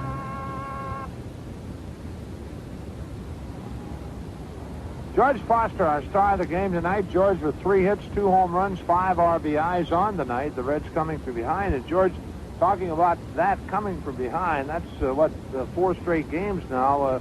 We've spotted the opposition and have come from behind. 3 with the Mets and now this one. And this is certainly the ball club that we've all known over the past year. Right, even though it's a new red machine, but it's the signs of the old red machine as far as going out there, even if we're behind, coming from behind. And even if we're in front, stay in front. And that's, type of ball club that we've been in the past, so we have to keep on going out there and play like we've been playing in the past, because that's the way we've been winning. But it instills in you more confidence knowing that you're able to come behind no matter how many runs the opposition has. But, you don't want to go out there and do it every night. You want to try to, make it easier on yourself. But it does instill more confidence in you knowing that you can come from behind. I guess when you look at something like that, though, George, there were 38,000 people here tonight, and boy, they really were very alive. Yes, they were. I mean, it was an exciting game for the fans to watch, and it was an exciting game for us to come from behind. But, that's the thing we have to keep on doing from now on in. It's going to be a tough battle all the way, and we just have to hang in there and go out there and give our best and be patient and believe in ourselves, believe that we can do the job. I guess one of the more exciting things tonight was Johnny when he reached third and Alex waving him in. But, with that long off period for him and having to really sit quiet as far as doing any hard work, the staying condition to wave him in, I imagine John's going to get a little ribbing about that final 90 feet tomorrow. Well, not really. He's not, I guess, known for his great speed or what have you. But the thing about it, when I saw him rounding third, I knew that he was, I guess his legs seemed like to have be turned to rubber. But it was a close play at the plate after all.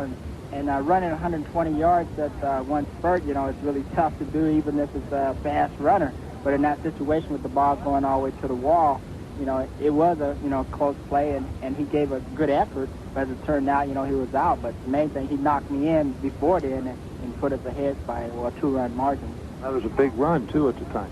Yes, it was. Against any ball club, getting that, what you call insurance run, is always important. And that way the pitcher doesn't have to worry about throwing up a home run ball and tying it up right then. And you have that cushion, and, it gives him that more leeway as far as if he does make a mistake. He don't have to really, I guess, put the extra pressure on himself. He just be more relaxed. George, you told us before the game that you were going to join us on the post-game show, and you weren't kidding at all. No, I wasn't kidding. The thing is, I feel that I've said many times before, whatever you can conceive and believe, you can achieve. I just have to go out there and keep working hard. As far as being on the post-game show, it's, it's a thrill to me to be able to talk and relate to the people. But the main thing is going out there doing well personally and helping the team do well collectively. That you did, George. Congratulations on a big night. Thank you very much. George Foster, our star of the game tonight, and George with 3 hits, 5 RBIs, 2 home runs. The Reds won it by a score of 8-6. And right now the Speed Merchant passes by, and we can feel the breeze as the Speed Merchant goes by, Mr. Johnny Bench. But that's it from here in the dugout now on most of these same stations. Stay tuned for Marty Brenneman with Scores and Comments. Tomorrow night, it's final game of the homestand, and until then, this is the old left-hander rounding third and heading for home. Good night, everyone.